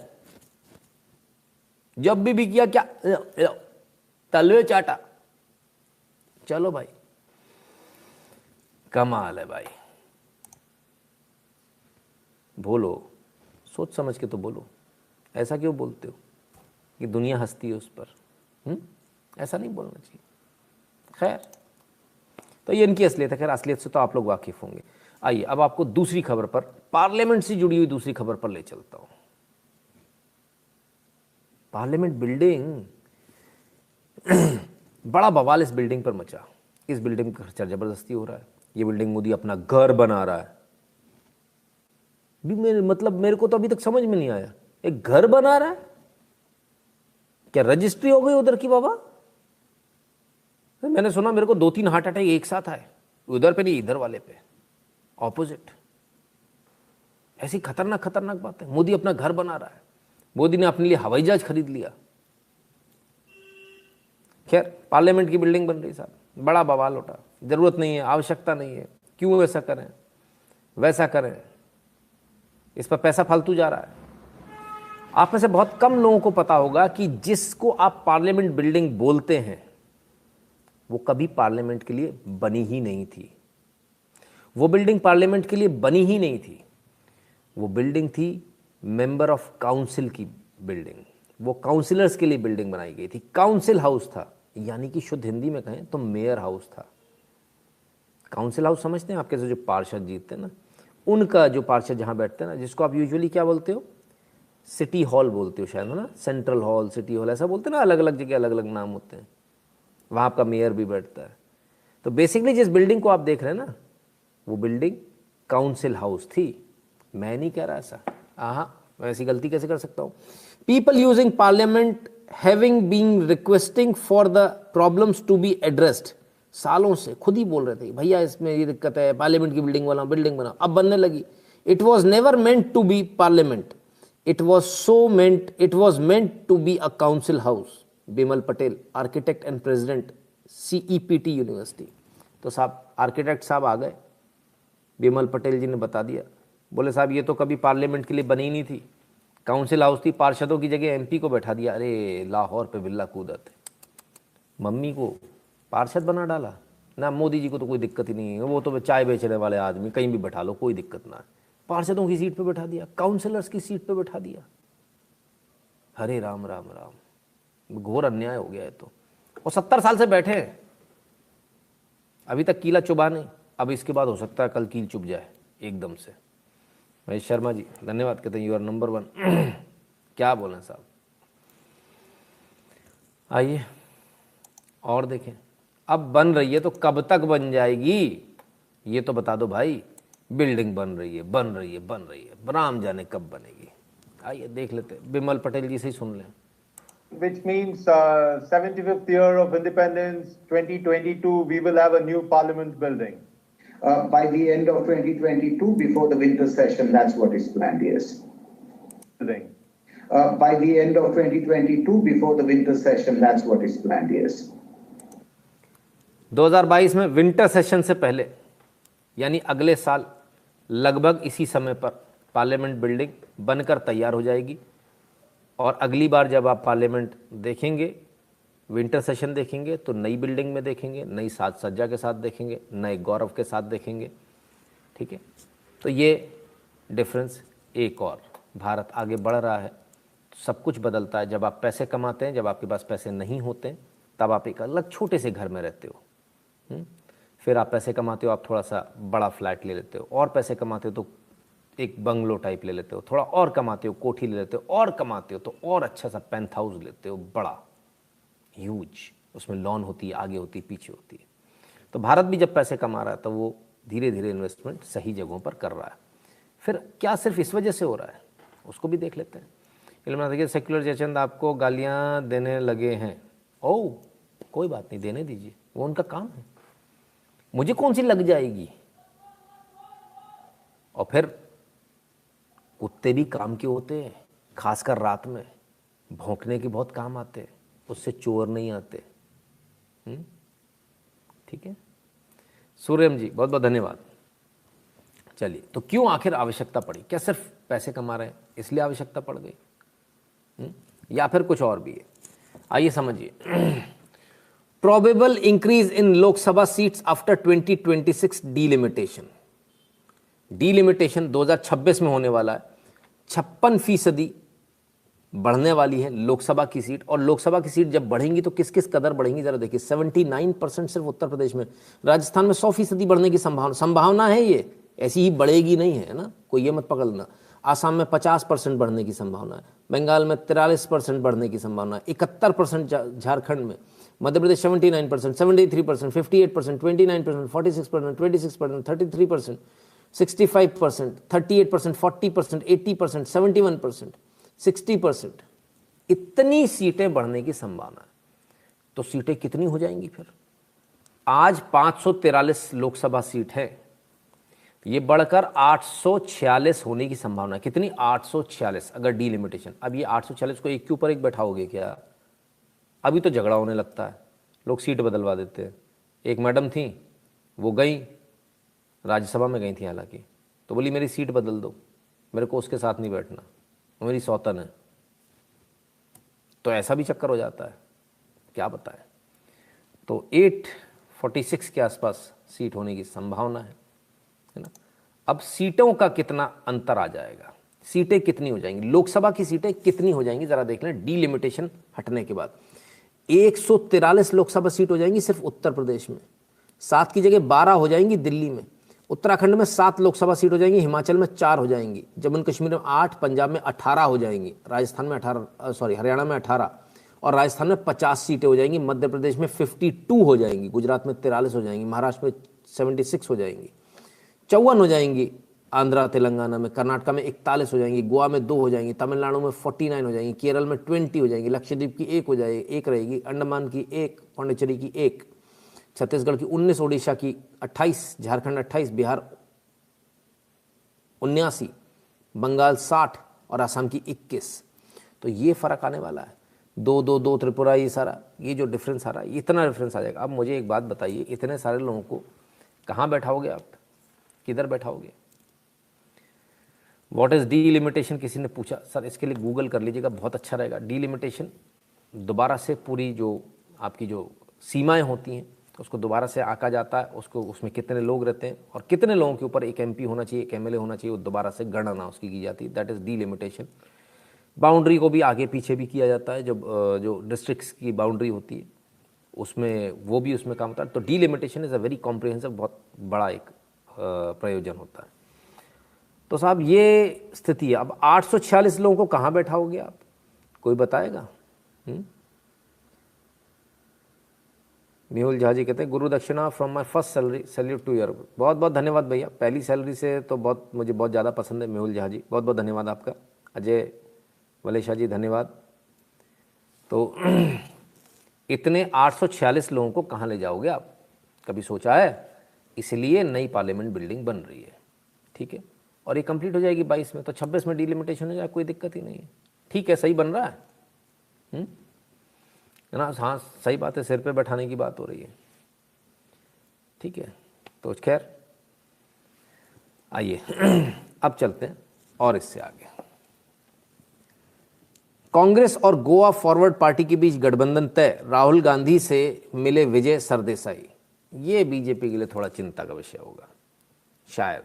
गोवा फॉरवर्ड पार्टी और कांग्रेस का गठबंधन हो गया गोवा में, तो डिलिमिटेशन तो हो रहा, सीटें तो बढ़ रही, पर देख लेना ऐसा नहीं हो कांग्रेस आगे निकल जाए। पता चला कि वहाँ सारे के सारे कांग्रेस ही बैठे, तो कांग्रेस ही अच्छी बात है, उनको सपोर्ट करना चाहिए। वैसे कांग्रेस ही लाई थी ये प्रस्ताव, अब क्योंकि मोदी बना रहा तो ये दिक्कत है। मतलब बनेगा जो कुछ बनेगा हमारे नाम से बनेगा, हम बनाएंगे, और उस पर पार्लियामेंट पे फिर नाम होगा राजीव गांधी भवन, तो ठीक है ना।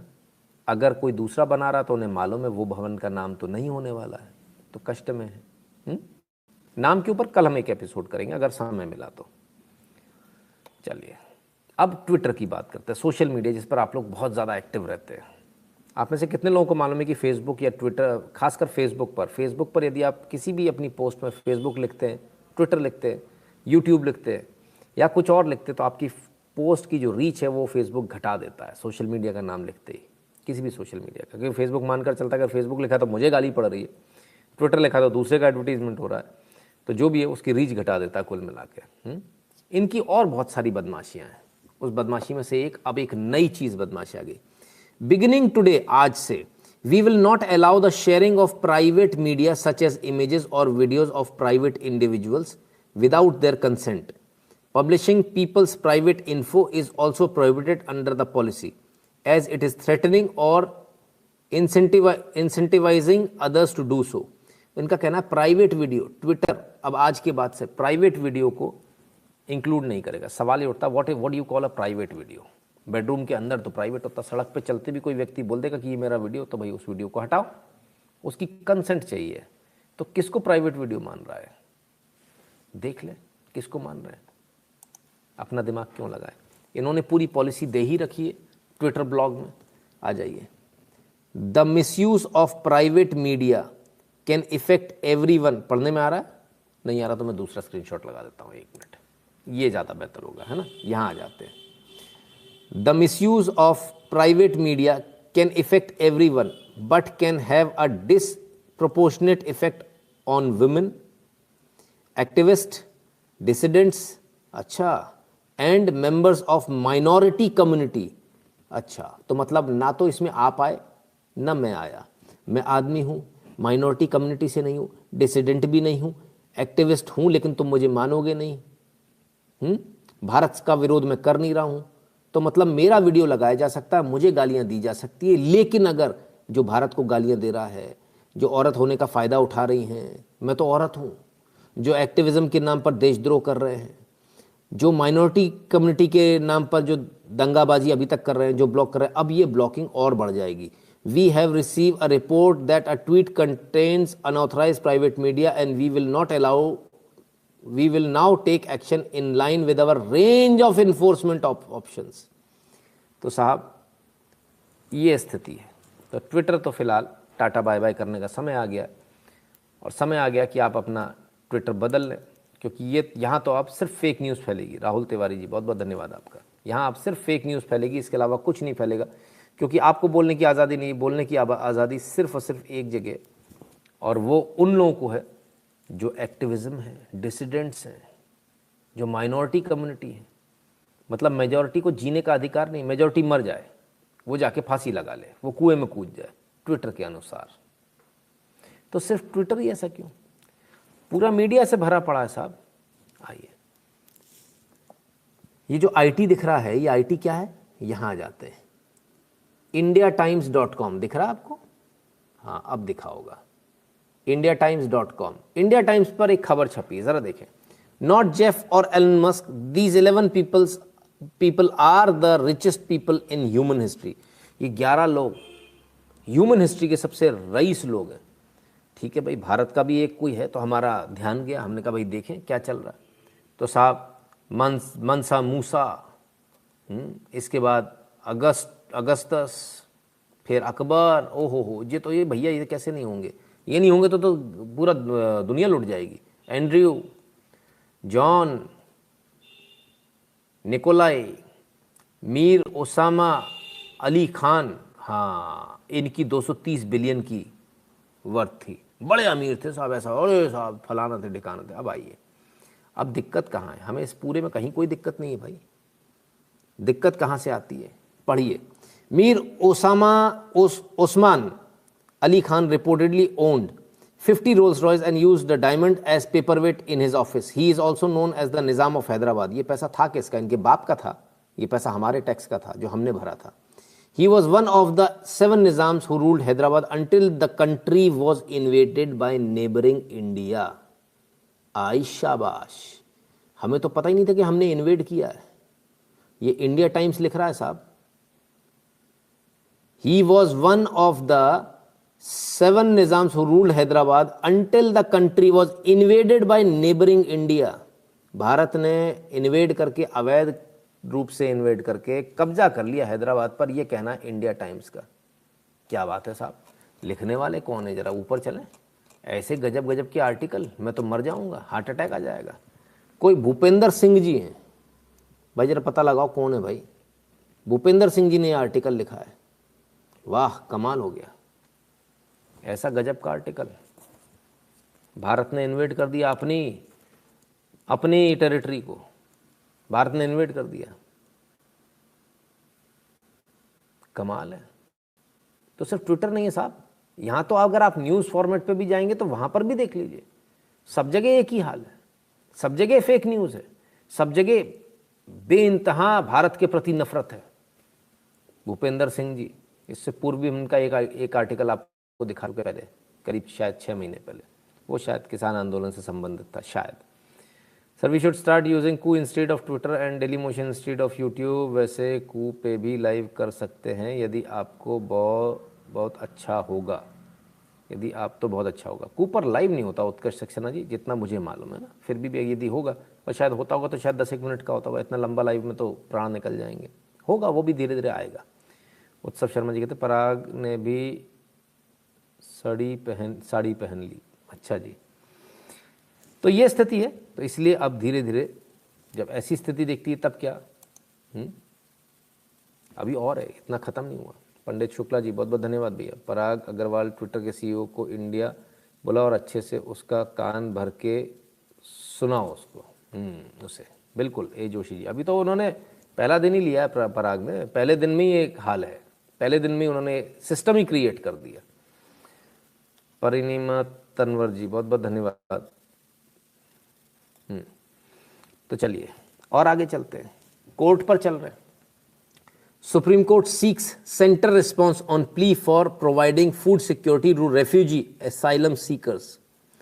भाई हमने तो किसी को रेफ्यूजी दिया ही नहीं स्टेटस भाई, इलीगल माइग्रेंट्स हैं ये, एसाइलम सीकर नहीं है। रोहिंग्या के लिए मांग रहे हैं, रोहिंग्या के लिए दिया गया है ये सेंटर को नोटिस दिया गया रोहिंग्या के लिए। भाई रोहिंग्या कहाँ रहेंगे, किधर रहेंगे, उनको खाना दे रहे हो कि नहीं, उनको शेल्टर दे रहे हो कि नहीं, उनके लिए तुमने झोपड़ी कैसी बनाई, उसमें एसी लगाया कि नहीं लगाया, ये बताना है सुप्रीम कोर्ट को, सेंटर को। तो हम तो पहले ही बता चुके ये हमने इनको असाइलम नहीं दिया, हम तो पहले ही बता चुके हमने इनको बुलाया नहीं है। ये अवैध घुसपैठ ये है, इलीगल माइग्रेंट्स हैं, इनको यहाँ से निकाल कर बाहर फेंकना। तो उनके लिए हम क्यों भाई फूड सिक्योरिटी और ये सारी बातें करेंगे? करना यूएन करे, पैसा भेजे वहाँ से यूएन, किसने मना किया? हम क्यों देंगे? सुप्रीम कोर्ट भारत का ये कह रहा है। यही सुप्रीम कोर्ट ने जब कश्मीर की बात हुई थी तो बोले बहुत पुराना मैटर हो गया, इसको नहीं सुनेंगे, रिजेक्ट। वाह, क्या बात, क्या बात है। कश्मीरी पंडितों की नहीं सुनेंगे, उनको भगा दो, क्योंकि नाम कश्मीरी के आगे पंडित लगा हुआ है। इनकी सुनेंगे क्योंकि रोहिंग्या के आगे मुसलमान लगा हुआ है। अच्छा, तो अब इस तरीके से काम होगा देश के अंदर। जो अवैध घुसपैठिए दूसरे देश के आ गए यहाँ पर, तो कल के दूसरे देश की सेना को भी बुला के हम खिलाएंगे क्या खाना? उस पर भी प्ली लगा देना, एक PIL उस पर भी लग जाएगी कि भाई ये जो विदेश की सेना घुसाई है, इसको खाना क्यों नहीं खिला रहे हो, खाना खिलाओ, हम लोग अपने टैक्स के पैसे से खाना खिलाएंगे। मेरे टैक्स का एक पैसा भी, मैं एक नया पैसा भी मैं रोहिंग्या पे ऊपर खर्च करने को या किसी भी अवैध घुसपैठी के ऊपर खर्च करने को मैं तैयार नहीं हूँ। एक नया पैसा भी मैं इसलिए नहीं कमाता, इसलिए नहीं भरता हूँ कि मैं इन हरामखोरों पर पैसा डालूंगा जो विदेशों से घुसाए, विदेशी घुसपैठिए जो कल आके यहाँ कत्लेआम मचाएंगे, जिन्होंने अपने देश में मचाया। बिल्कुल नहीं। लेकिन इनकी चिंता है, अपने लोगों की चिंता नहीं है। ये कैसा कानून है भाई? लोग कहते हैं न्याय का मंदिर, ये न्याय का मंदिर है। हमें इसमें घंटा नहीं दिख रहा बजाने वाला, बल्कि ये पूरा ही घंटा दिख रहा है। IITians जो वोक हैं वो फॉरेन से 10 गुना ज़्यादा खतरनाक हैं इंडिया के लिए। ये पार्लर की तरह कू भी उड़ा देंगे गूगल प्ले स्टोर से, फिर क्या? कोई दिक्कत नहीं सर, अपन डायरेक्टली डाउनलोड कर लेंगे, वेबसाइट पे जाके वहाँ पर लिंक मिल जाएगी, वहाँ से डाउनलोड कर लीजिएगा, है ना रोहित जी? कोई टेंशन वाली बात नहीं है। हो सकता है हम भी अपनी जो एप्लीकेशन या जो वेबसाइट लाएँ वो कहीं भी लिस्ट ना करें एप्लीकेशन, डायरेक्टली वेबसाइट से सीधा डाउनलोड देंगे नहीं, चक्कर में नहीं। मुझे किसी इकोसिस्टम में नहीं जाना, इसीलिए तो लेट हो रहे हैं। हम किसी इकोसिस्टम में नहीं जाने वाले हैं, हम बाहर से काम करेंगे। इसीलिए I was saying SC double standard चलाइए। आनंद बेती जी आप चला दीजिए, मैं आपका ट्वीट को रीट्वीट ले लूँगा, है ना? आप चला लीजिए सर, ठीक है। Judiciary overreach every day, selective bias, बिल्कुल RK जी, बिल्कुल यही हो रहा है। विभांशु पटेल जी कहते हैं मुझे लगता है वो आर्टिकल लिखने वाला अब्दुल होगा, क्या जिहादियों के साथ कुछ हिंदू शौक से देते हैं? हाँ बिल्कुल सही बात है। सचिन सोनी कहते हैं सादर बंदे, जय श्री राम। जय श्री राम भैया आपको भी। तो ये स्थिति, अब ऐसी स्थिति में क्या किया जाए? ऐसी स्थिति में आपको अपनी जो वेबसाइट है, जैसे कू पर आना चाहिए, तमाम सारी और चीज़ें इन पर आपको आना चाहिए, राइट। अब इन पर आएंगे तो क्या ये आगे बढ़ पाएंगे? कू बढ़ जाएगा आगे। अब तक तो बहुत अच्छे से परफॉर्म कर रहा है। और सिर्फ इतना नहीं, जब आप ठान लेते हो ना, तब फर्क भी आ जाता है। Year of Indian unicorns. अब ये यूनिकॉर्न क्या बला आ गई? ये कौन सी नई चीज़ आ गई? ये क्या बला नई ले आई यूनिकॉर्न? $1 बिलियन से छोटी जो कंपनी होती है, जो नए स्टार्टअप होते हैं, $1 बिलियन से जो छोटे होते हैं, उनको यूनिकॉर्न कहा जाता है ना? यानी घोड़े पे सवारी करना। तो उन्हें यूनिकॉर्न कहा जाता। तो कितने यूनिकॉर्न हो गए भारत में? आइए देखें जरा। जब आप दम लगाते हो तब क्या परिणाम होता है? 2011 में ये स्थिति थी हमारी, 2013 में हमारी ये स्थिति हुई, 2015 में ये हुई, ये एक है, ये दो हुए 2015 में, 2011 से 2013 तक एक ही रहे एक साल में, 15 में 2 हुए, 17 में फिर 1 हो गए, 18 में कितने हुए? 1 2 3 4 5 6 7 हो गए।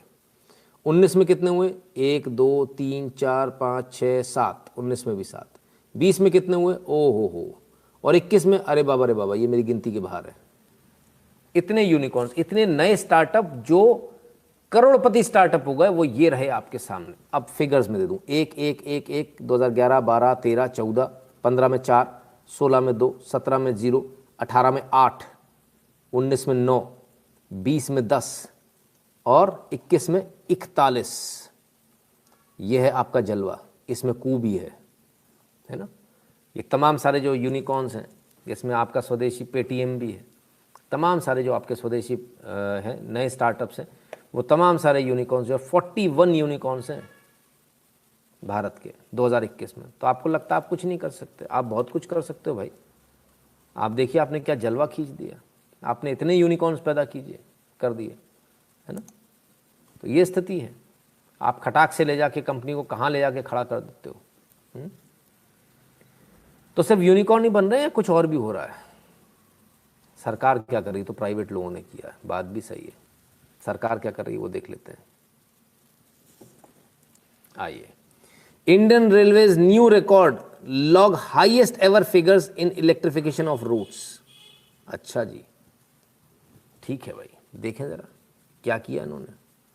इलेक्ट्रिफिकेशन कर दिया, बिजली के ये खंबे लगा दिए, तार लगा दिए, अब तक के सबसे अधिक। देखें कितने लगा दिए। आइए 2014 से 21 के पीरियड में 24,000 किलोमीटर, जिसे रनिंग किलोमीटर, आरकेएम का मतलब होता है running kilometre, has been electrified as against 4,300 kilometre during 2007 से 14। तो 7 साल का पीरियड लिया, 4,337 और 24,000, फर्क देखिए कितना गुना हो गया। 4 6 24, 6 गुना। 6 गुना, 2 गुना नहीं, 3 गुना नहीं, 4 गुना नहीं, 5 गुना नहीं, 6 गुना पिछली सरकार और इस सरकार में। और इतने पे खत्म नहीं हुआ। आइए अब तक का देखें। And at 100% electrification the saving is estimated at 14,500 crore annually. यदि 100% इलेक्ट्रिफिकेशन हो जाएगा तो 14,500 करोड़ रुपए हर साल बचेंगे। ठीक है, ये है फर्क, इतना फर्क आ गया साहब। और सुनिए, electrification of BG by December 2023 71% is complete with 18,800 running kilometres to go. 18,800 kilometre बचा है। ये हो जाएगा तो आप बचत में भी पहुंच जाओगे, पॉल्यूशन तो कम होगा ही होगा। तो इतनी तेजी के साथ सरकार काम कर रही है आपके सामने। क्या रोज एक नया बनता है, लेकिन वही वाली बात है, इतनी न्यूज़ होती है कि हमारे पास समय नहीं होता कि हम पॉजिटिव न्यूज़ क्या हो रहा है भारत के अंदर वो दिखा सके। जैसे सोचिए, वो पुल दिखाया अपन ने, जिस कल पुल की बात करी, दिखाया था कि किसी ने दिखाया उस पुल के बारे में? किसी ने नहीं दिखाया। छोटा सा पुल है 2 किलोमीटर का, बटन दबाया मोदी जी ने, हो गया। कोई देखा ही नहीं, बॉर्डर के इधर से उधर हो गया। ठीक है, कोई बात नहीं।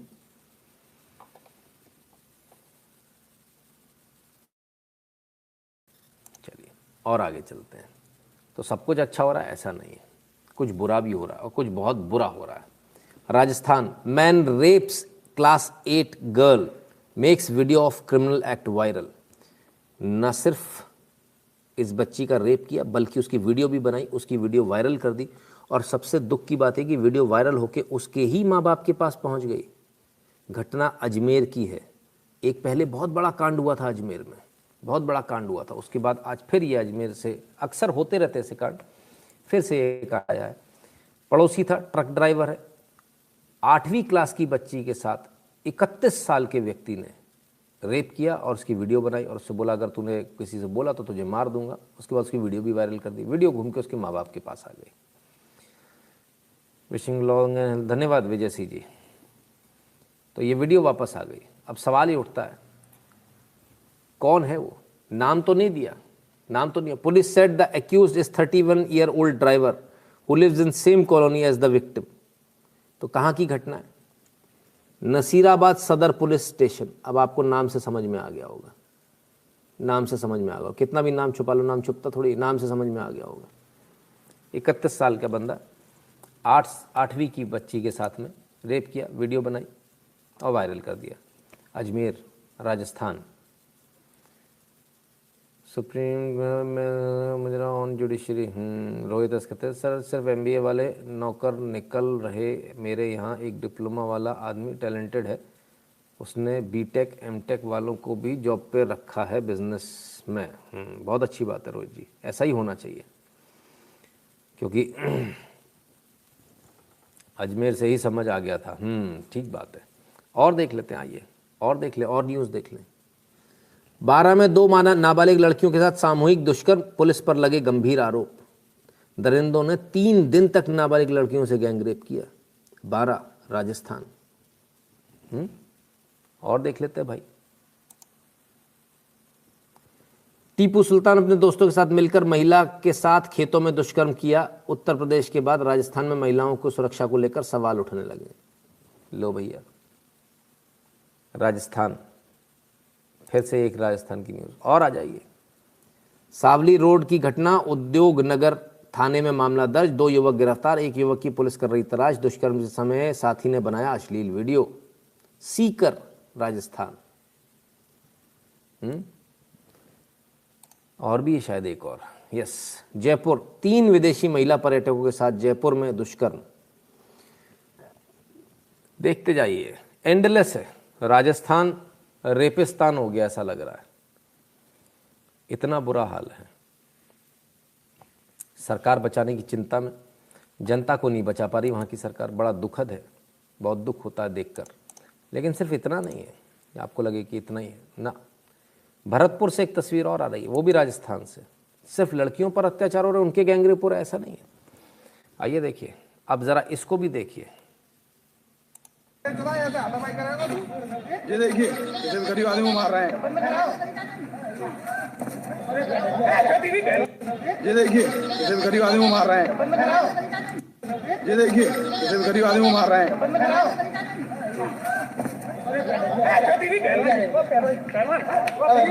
सब्जी वाला है, इसको धड़ाधड़ मार रहे हैं नगर निगम के कर्मचारी। देखो गरीब आदमी को बेचारे को मार रहे हैं। ये देखो, ये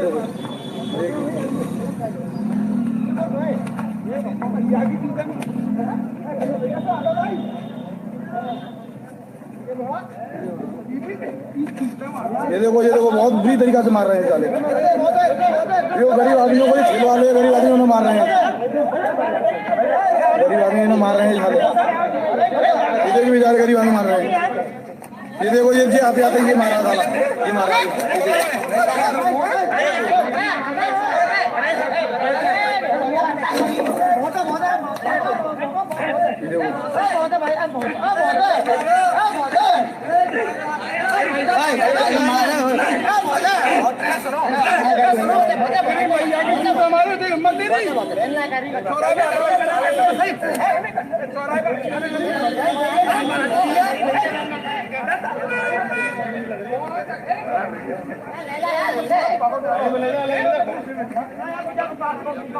दादागिरी है कि मारा पीटा, उसके बाद गाड़ी में ले जा भाई, गाड़ी में भी ले गए, चलो भाई, बंद भी कर दिया। गजब दादागिरी है साहब। ये राजस्थान, भरतपुर। तो खरगोन को क्यों भूल जाए? खरगोन में भी आइए, खरगोन का भी एक वीडियो देख लीजिए। कोई भी विवाद हो, लेकिन कोई इस तरह से नहीं मार सकता। लात घूंसों से जमीन पे लेटा लेटा के जो मार रहे हैं, ये गलत है। इस पर इन पर कार्रवाई होनी चाहिए, इन गुंडों को जेल में भेजना चाहिए। खरगोन का जरा एक वीडियो देख लें।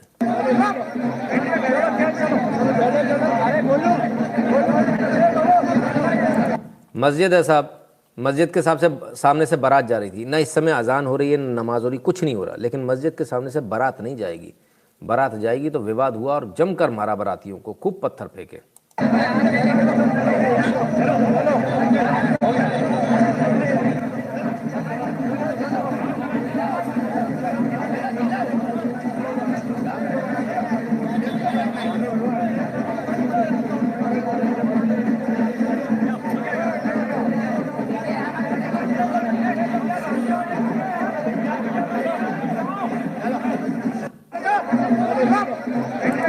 दूल्हे की भी धुनाई कर दी साहब, सारे बारातियों की धुनाई करी।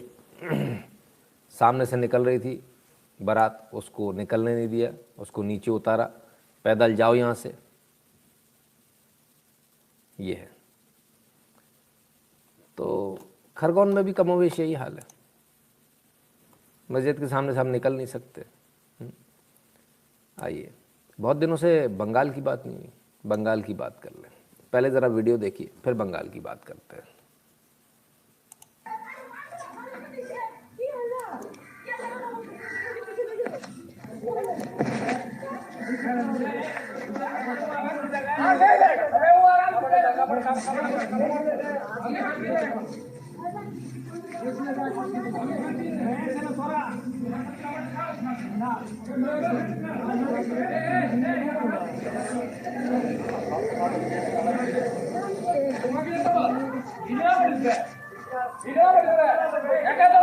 इस औरत को गले से दबा रखा है और इसका गला काटने और इसका चेहरा काटने का प्रयास हो रहा ब्लेड से।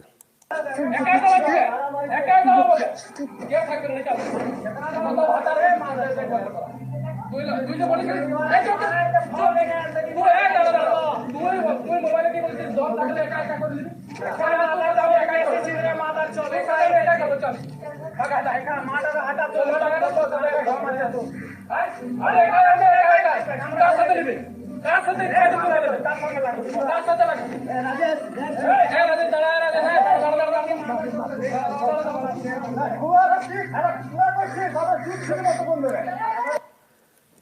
साहब हुआ क्या मामला, इसको भी देख लें जरा।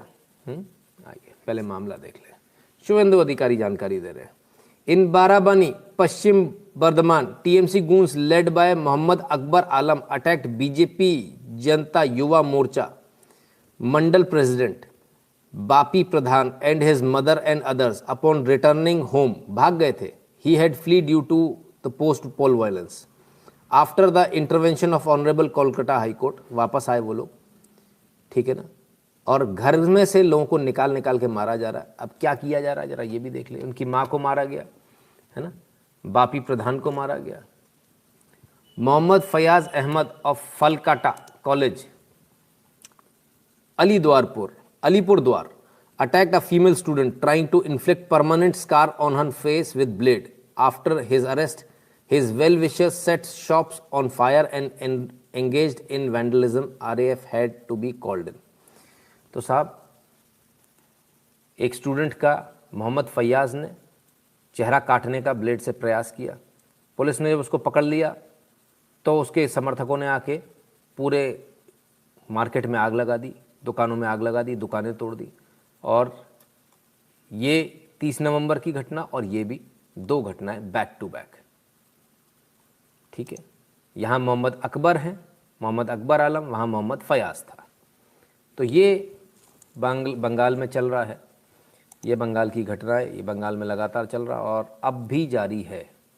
तो भद्रलोक वाले जो गंदे लोग हैं, शायद उन गंदे नीच लोगों को, घिनौने लोगों को शायद आज समझ में आ रहा होगा कि वो जो उन्होंने जो किया है वो सामने उनके दिख रहा होगा, पर अभी भी वो इसको डिफेंड करेंगे, बोले ये तो पोस्ट पोल वायलेंस तो होती है। ये लोग बहुत गंदे और घटिया टाइप के लोग हैं। यदि आपके मित्र हैं तो कृपया करके इनको मुंह पर गालियाँ दिया कीजिए, पीठ पीछे नहीं। इनको अपने साथ बैठा के खाना भी मत खिलाइए, क्योंकि ये लोग इस लायक नहीं है। इनको अपने घरों में भी मत बुलाइए और ना इनसे कोई किसी प्रकार का, इनको शादी ब्याह में भी बुलाने की ज़रूरत नहीं है, क्योंकि जो अपने आप को भद्रलोक बोले वो दुनिया का सबसे घटिया और कहना चाहिए कमज़ोर, डरपोक और गिरा हुआ व्यक्ति होता है, जो सिर्फ अपने फ़ायदे के लिए जीता है, उसे कोई मतलब नहीं है हमारा पड़ोसी मरता है या हमारे देश का क्या होता है। राजस्थान के लिए मोदी जिम्मेदार है। अगर उसने वसुंधरा को सीएम उम्मीदवार नहीं बनाया होता तो बीजेपी ना हारती। 100% मोदी जिम्मेदार है। जोशी बीसी जी, कोई बात नहीं, दोबारा भी हो सकता है वही बने। अभी कल तो गई थी वो चादर वादर चढ़ाने, फिर मत दीजिएगा, है ना, कोई नहीं। चलिए आगे बढ़ें। तो यहाँ की बात हो गई, अब केरल की बात हो जाए। केरल में संजीत की हत्या हुई थी और संजीत की हत्या के बाद 15 नवंबर को केरल में, केरल के कोझिकोड में बाकायदा एक रैली निकली। मुझे भाषा समझ में नहीं आएगी, जिन्हें भाषा समझ में आए कृपया करके वो कमेंट करके बता दें कि आखिर भाषा में क्या बोला जा रहा है।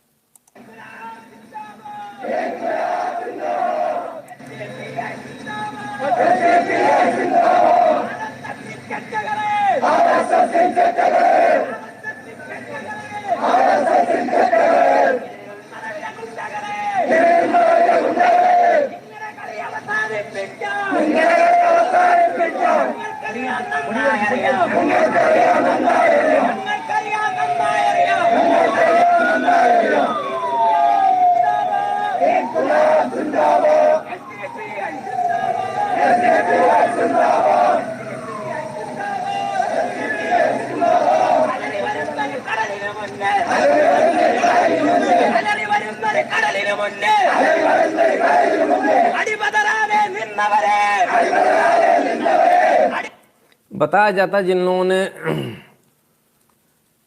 आरएसएस के कार्यकर्ता की जिन्होंने हत्या करी, उनके समर्थन में नारे लग रहे थे। ये कहा जा रहा था कि आरएसएस वालों को इसी प्रकार से आगे भी काटा जाएगा।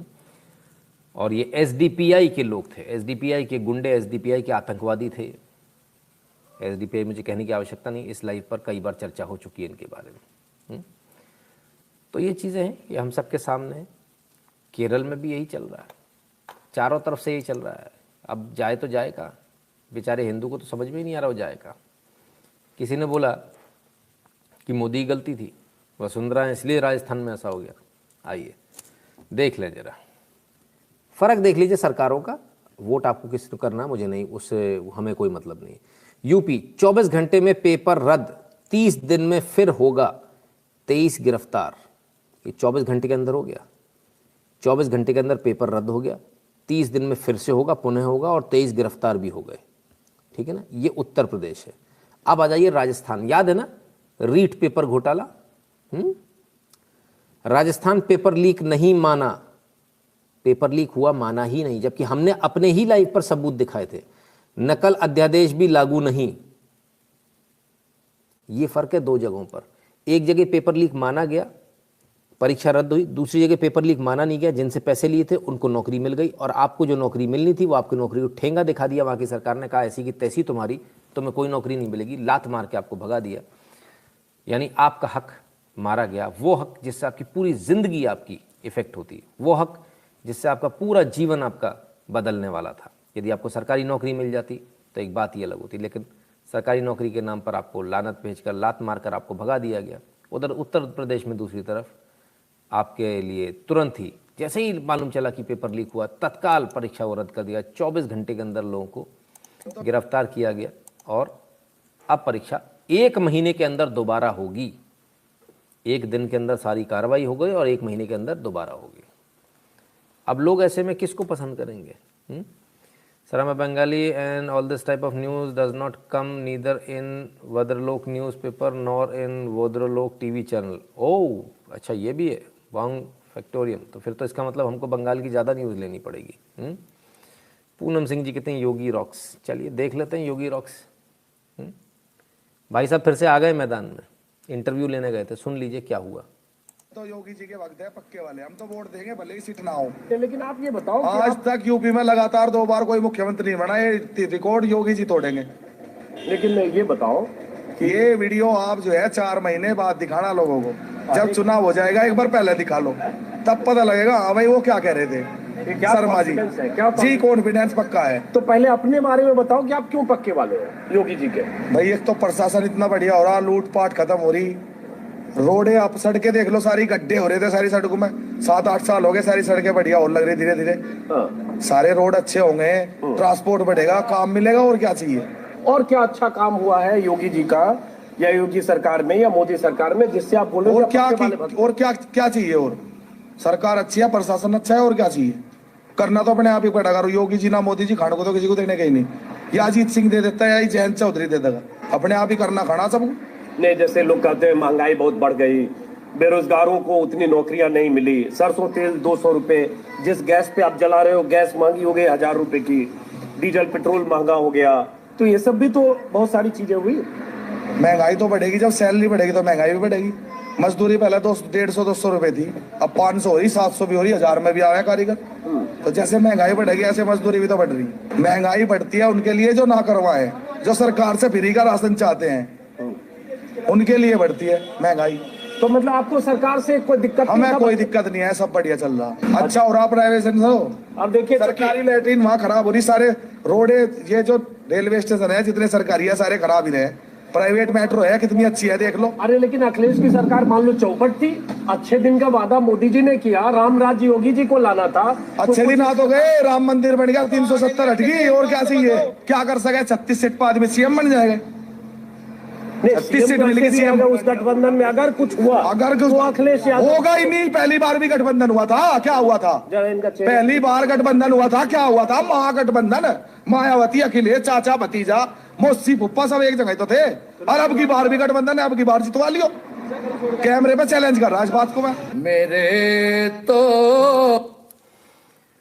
साबाजीत अंजुम जी गए थे, इंटरव्यू लिया, जो इंटरव्यू आया उन्होंने डाल भी दिया पब्लिकली। ये अच्छी बात है, डालना भी चाहिए, जैसा जो इंटरव्यू आया उसे डालना भी चाहिए। खैर ये जनता की नब्ज़ है, बाद में कोई ये ना कहे कि ईवीएम हैक हो गई। तो जनता ने अपना जवाब तो दे दिया। जब इतने खतरनाक जवाब होंगे, योगी जी ही दोबारा आने वाले हैं, तब फिर क्या होगा? तब कुछ ऐसे मीम्स चल रहे हैं, पंडित जी मेरे परदादा की कब्र नहीं मिल रही, पूछने गए, मतलब मीम्स है, मजाक में है, कोई ये मत सोच लेना सीरियसली, ऐसा ही पूछने गए। आपके परदादा जी का नाम तो जोगीराम दास था, उनके अंतिम संस्कार तालाब के किनारे वाले घाट में हुआ था। वैसे बात तो सही है, ऐसा तो कईयों के साथ हो जाएगा अगर कागज निकाल लिए तो।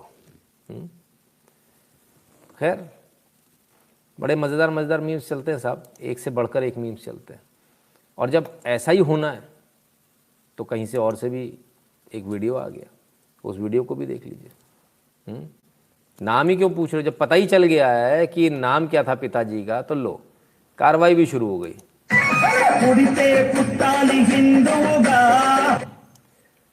ये लीजिए साहब, ओ हो घर वापसी हो गई। अरे बाबा रे बाबा, लो भाई हो गई घर वापसी, चावल का बोरा फालतू गया, भगवान दोबारा रख दिए गए, सब अनुष्ठान दोबारा, ये लो सारे हिंदू वापस बन गए भैया, ये तो हो गई गड़बड़। ठीक है, अब क्या करें? ठीक है, सब ठीक चल रहा है, कुछ ऐसा तो नहीं। जो हमारे घर से गया था वो घर में वापस राजा बोला, वो घर में वापस आ गया, बस इतनी सी बात, इसके अलावा कुछ नहीं है। सिंपल सी बात है। कुछ लोगों को ये शायद बुरा लगेगा, लगना नहीं चाहिए। चलिए, अब वो बात जो आपसे सीधे संबंधित रखती है और वो है गेहूं से संबंधित है। आज एक पेपर कटिंग हमारे पास में आई, उस पेपर कटिंग को हमने देखा तो हमने कहा क्यों ना आपके साथ शेयर किया जाए। गेहूं अनाज भंडारण में सल्फास की गोलियां डालना सीधे कैंसर को अपने शरीर में बुलाना। तो ये गेहूं के भंडारण के लिए अक्सर हम लोग जो है सल्फास की गोलियां डालते हैं उसमें। इसको लेकर एक ये बात आई है जो कि काफ़ी चिंताजनक है, और यदि ऐसा है तो फिर ज़रा सोचना पड़ेगा कि इसके भंडारण में, जैसे पहले नीम के पत्ते वगैरह रखते थे ना अपन लोग, शायद हमको वापस उसी पर आना पड़ेगा। बिकॉज अगर ये वाकई में सच है तो फिर बहुत मुश्किल वाला काम है। और क्योंकि केसेस भी काफ़ी बढ़ रहे हैं, और अक्सर अगर हम पूछते हैं जाकर टाटा मेमोरियल में, तो वहाँ डॉक्टर यही बोलते हैं कि बोले भाई अगर आपको कैंसर से बचना तो आप गेहूँ खाना बंद कर दो। तो गेहूँ इज़ द मेन कल्प्रिट। पारद तिकड़ी का उपयोग की शुरू कर दिया 10 साल पहले से। हाँ, काफ़ी लोगों ने कर दिया। सल्फास तो अब खैर वैसे भी बहुत कम ही मिलती है। ठीक है, अच्छी बात है। जिन्होंने शुरू कर दिया उनके लिए बहुत अच्छी बात है, जिन्होंने नहीं किया उनके लिए आवश्यक है कि वो शुरू कर दें। आइए आगे चलें, जरा इंटरनेशनल खबर पे ले लें। US Britain warns Russia against any Ukraine aggression. ए भैया रे भैया, यूक्रेन लगा रशिया से, इसको ब्रिटेन को क्या हो गया और यूएस को क्या हो गया? तुम तो मित्र राष्ट्र थे ना सारे के सारे। तो अब यूएस और ब्रिटेन मिलकर रशिया को धमका रहे हैं, बोले यूक्रेन के खिलाफ में कोई कार्रवाई नहीं करना बाबा। हाँ, अब कोई नया, पिछली बार मार दिया ठोक दिया वो ठीक है भाई, मेरे को मारा कोई दिक्कत नहीं है, हमारे भाई को नहीं मारने का, और भाई पिटता चला जा रहा है। कुछ ऐसी स्थिति कर रहे हैं। तो खैर यदि ये स्थिति उत्पन्न होती है और यदि ये बढ़ती है, एग्रेशन यदि बढ़ता, तो ये एक चिंता का विषय होगा। एशिया से संबंधित जो, क्योंकि काफ़ी करीबी, यूक्रेन कोई ज़्यादा दूर नहीं है, ब्रिटेन से और ज़्यादा करीब है। खैर वहाँ तो छोड़िए, अपने बगल में देख लीजिए, हमारे लिए ज़्यादा चिंता का विषय होने वाला नेपाल। केपी शर्मा ओली बोले सत्ता में आए तो भारत से काला पानी, लिम्पियाधुरा लिपुलेख को वापस लेंगे। ये लो, ये इनको लगता है इनकी चाउमाऊ जो है वो मिनी स्कर्ट वाली, उनको सत्ता में वापस ले आएगी। भैया ये तो इंश्योर करना पड़ेगा सत्ता में कभी ना आए, नहीं तो ऐसी की तैसी हो जाएगी। अरे मेरे नेपाल वासियों, भाई देखो यार, ये तो लड़ाने पे तुले जबरदस्ती बिना बात में। मतलब अपन तो रिश्तेदार हैं। रिश्तेदार कैसे हैं कि माता सीता आपकी नेपाल की, भगवान श्री राम यहाँ, तो भगवान श्री राम की ससुराल है नेपाल। तो ऐसे कौन लड़ना चाहेगा भाई आपस में? लेकिन कुछ असुर ऐसे आ गए हैं जो इसमें भी लड़ाना चाह रहे हैं, है ना। सर क्षमा कीजिएगा, पक्का वाला मोदी प्रसंगों पर राजस्थान जैसी पवित्र भूमि की दशा देख दिल रोता। मैं समझ सकता हूँ सर, मैं आपकी बात पिछले कमेंट में ही समझ गया सर, आवश्यकता नहीं थी इस कमेंट की। सच को सच कहने कोई शर्म नहीं। ठीक है ना। तो साहब ओली कहती कि हम वापस लेंगे भारत से। चलो, कुछ लोगों के लिए चीज़ें कुछ बोरिंग होती, लेकिन कुछ लोगों के लिए कुछ भी बोरिंग नहीं होता। वाह भाई, इस आदमी की बात निराली है, और सिर्फ निराली नहीं है, कहते भी, who says Lok Sabha isn't an attractive place to work. with 6 of my fellow MPs this morning. लो भैया, हो गई अट्रैक्टिव, है ना। तो थरूर साहब, ये तो भाई इनका कुछ हो ही नहीं सकता। कमाल है, कमाल के लोग हैं। आइए भाई, इस अट्रैक्टिवनेस में ज़्यादा पढ़ने की ज़रूरत नहीं है। लोग सोचें कि ये अट्रैक्टिवनेस है स्वर्ग, किसी को स्वर्ग मिल गया। अच्छा, किस चीज़ का स्वर्ग मिल गया भाई? इधर से मिला क्या? आहा, ज़्यादा पढ़ने की ज़रूरत नहीं है, क्योंकि अगला वीडियो आपके होश उड़ा देगा। आइए, लव मैरिज कर लो भाई, आ जाओ, लव मैरिज कर लो। सुन लो भाई, ये घटना सीतामढ़ी का है और ये जो है, ये लड़का लड़की जो है आपस में प्रेम करते थे और गांव वाले ने मिल करके, 4-5 बंदे ने मिल करके इस लड़का लड़की को शादी करवा दिया। खुश हैं आप? नहीं। क्या हुआ? अब तो आप शादी कर लिया ना। हम खुश इसलिए नहीं है क्योंकि हम इस लड़का से टाइम पास करते थे। को शादी करवा दिया। खुश हैं आप? नहीं। क्या हुआ? अब तो आप शादी कर लिया ना। हम खुश इसलिए नहीं है क्योंकि हम इस लड़का से टाइम पास करते थे। ये किसी और लड़की से प्यार नहीं करता है। हाँ। सिर्फ हम ही से प्यार करता था। हाँ। लेकिन हम इसको धोखा देते थे। अच्छा। क्योंकि ये मुझे पसंद नहीं था, इससे टाइम पास के लिए, इसको पैसा वैसा टालने के लिए रखे थे हम। अच्छा। हम जिससे सच्चा दिल से प्यार करते हैं वो मेरा लवर दूसरा है।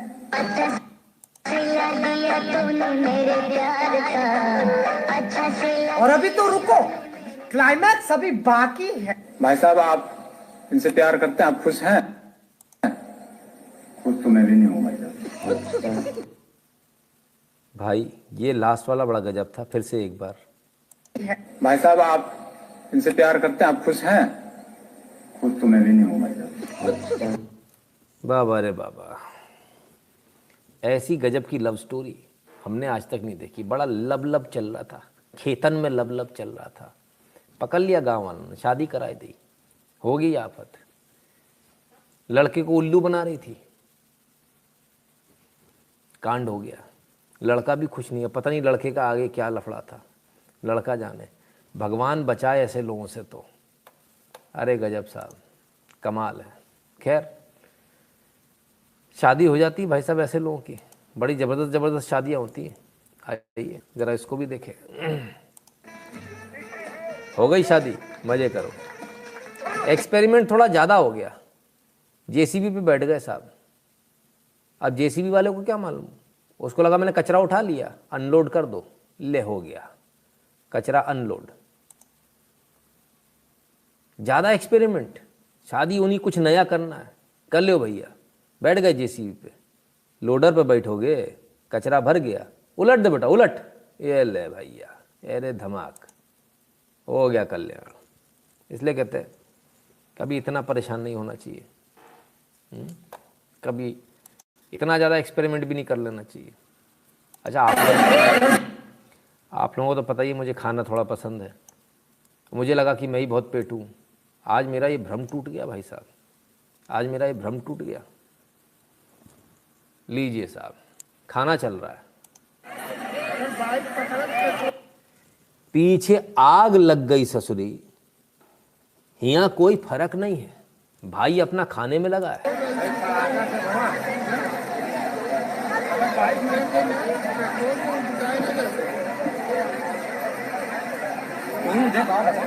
भाई स्वाद माना, लेकिन इतना कितना स्वाद, ऐसा गजब।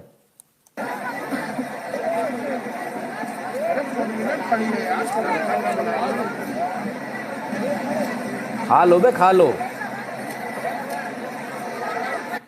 मजाल है कि उठ जाए साहब, मजाल है।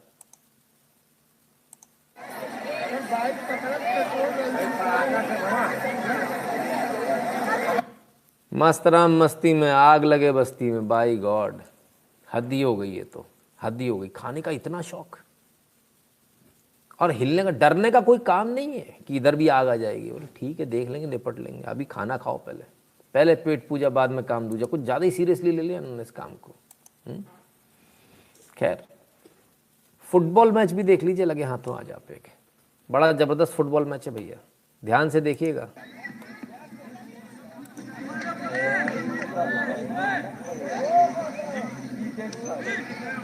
और अब एंट्री होने वाली है, अब हीरो की एंट्री। ये हमारा हीरो आया, हीरो की एंट्री।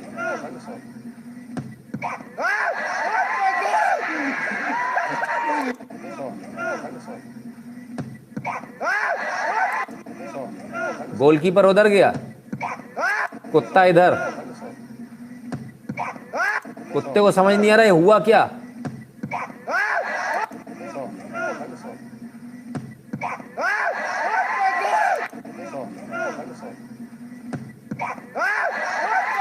भड़बड़ा के बेचारा वो भागा, बोले पता नहीं ये क्या रट्टा हो गया, मैं तो अच्छा भला घूमने आया था, ये मुझ में बॉल क्यों पड़ गई, दम से बॉल पड़ी।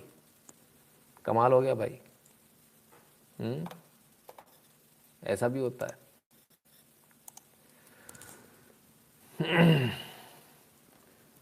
चलिए, यदि आपको हमारा एनालिसिस पसंद आता है, यदि आपको हमारे वीडियो पसंद आते हैं तो 8770720196 पर गूगल पे, पेटीएम, फ़ोनपे के माध्यम से अपना कंट्रीब्यूट करना ना भूलिएगा। भीम यूपीआई एड्रेस है n.shukla@UPI। भारत के बाहर रहने वालों के लिए 2 ऑप्शन है, paytm.com/नितिन शुक्ला पर जाकर कंट्रीब्यूट कर सकते हैं और paypal.me/नितिन शुक्ला GWL पर जाकर कंट्रीब्यूट कर सकते हैं। राइट, इन सभी चीज़ की और तमाम सारी जो सोशल मीडिया की लिंक है उन सब की लिंक वीडियो के डिस्क्रिप्शन में दी हुई, डिस्क्रिप्शन को ध्यान से देख लीजिएगा। गूगल फॉर्म भी ध्यान से भर दीजिएगा, टेलीग्राम चैनल से भी ध्यान से जुड़ जाएगा, तमाम सारी जगह जहाँ जुड़ जाएगा। बाद में मत कहिएगा कि बताया नहीं था, क्योंकि रोज़ नए नियम बन जाते हैं ट्विटर जैसों के, फिर कहते हैं कि हमको तो बैन करना है। अभिव्यक्ति की आज़ादी सिर्फ उन खास लोगों के लिए है, आपके लिए नहीं है। अभी आए थे ना कि 9 साल में हमारा हो जाएगा। सुनो, अब्बा के अब्बा, अब्बा के अब्बा के अब्बा, अब्बा के अब्बा के अब्बा, सोचते सोचते रह गए। लेकिन एक बड़े मज़े की बात है इस आपके कमेंट में, एक बड़ी मज़ेदार बात है वासिम, कि कम से कम इस कमेंट में आप एक चीज़ तो कह ही देते हो जो आपके दिल के अंदर है, वो निकल आती है कि आप इस देश को अपना नहीं मानते। हमारा हो जाएगा 9 साल बाद, मतलब आज नहीं है ऐसा। चलो बढ़िया, शुभकामनाएं आपको। हाँ तो मित्रों, ये था आज का लाइव। आपको आज का लाइव कैसा लगा हमें कमेंट सेक्शन में ज़रूर बताइएगा, और तमाम सारे खबरों के साथ, बहुत सारी न्यूज़ एनालिसिस के साथ कल फिर हाजिर होंगे। लेकिन उससे पहले सीरियस हो जाइएगा, वैक्सीन लगवा लीजिएगा। वासिम आप भी लगवा लीजिएगा, है ना, फ्री में लग रही है, पैसे नहीं लग रहे। वैक्सीन लगवा लीजिएगा, दोनों लगवा लीजिएगा। मास्क अब बिल्कुल निकाल लीजिए दोबारा से बाहर, जो आपने फेंक दिए, जो आपने दबा दिए हैं कहीं, है ना, उनको निकाल लीजिए। मास्क लगाकर चलिए, सैनिटाइज़र साथ में लेकर चलिए, हाथों को सैनिटाइज करते रहिए। हाथों को गलती से भी चेहरे की तरफ नहीं ले जाना, चेहरे पर नहीं लगाना, इस बात का विशेष ध्यान रखिएगा। ठीक है, बहुत बहुत धन्यवाद मित्रों, आपने अपना कीमती समय दिया। कल फिर हाजिर होंगे बहुत सारी खबरों के साथ, बहुत सारे एनालिसिस के साथ। तब तक के लिए नमस्कार, अपना ख्याल रखिएगा। नमस्कार।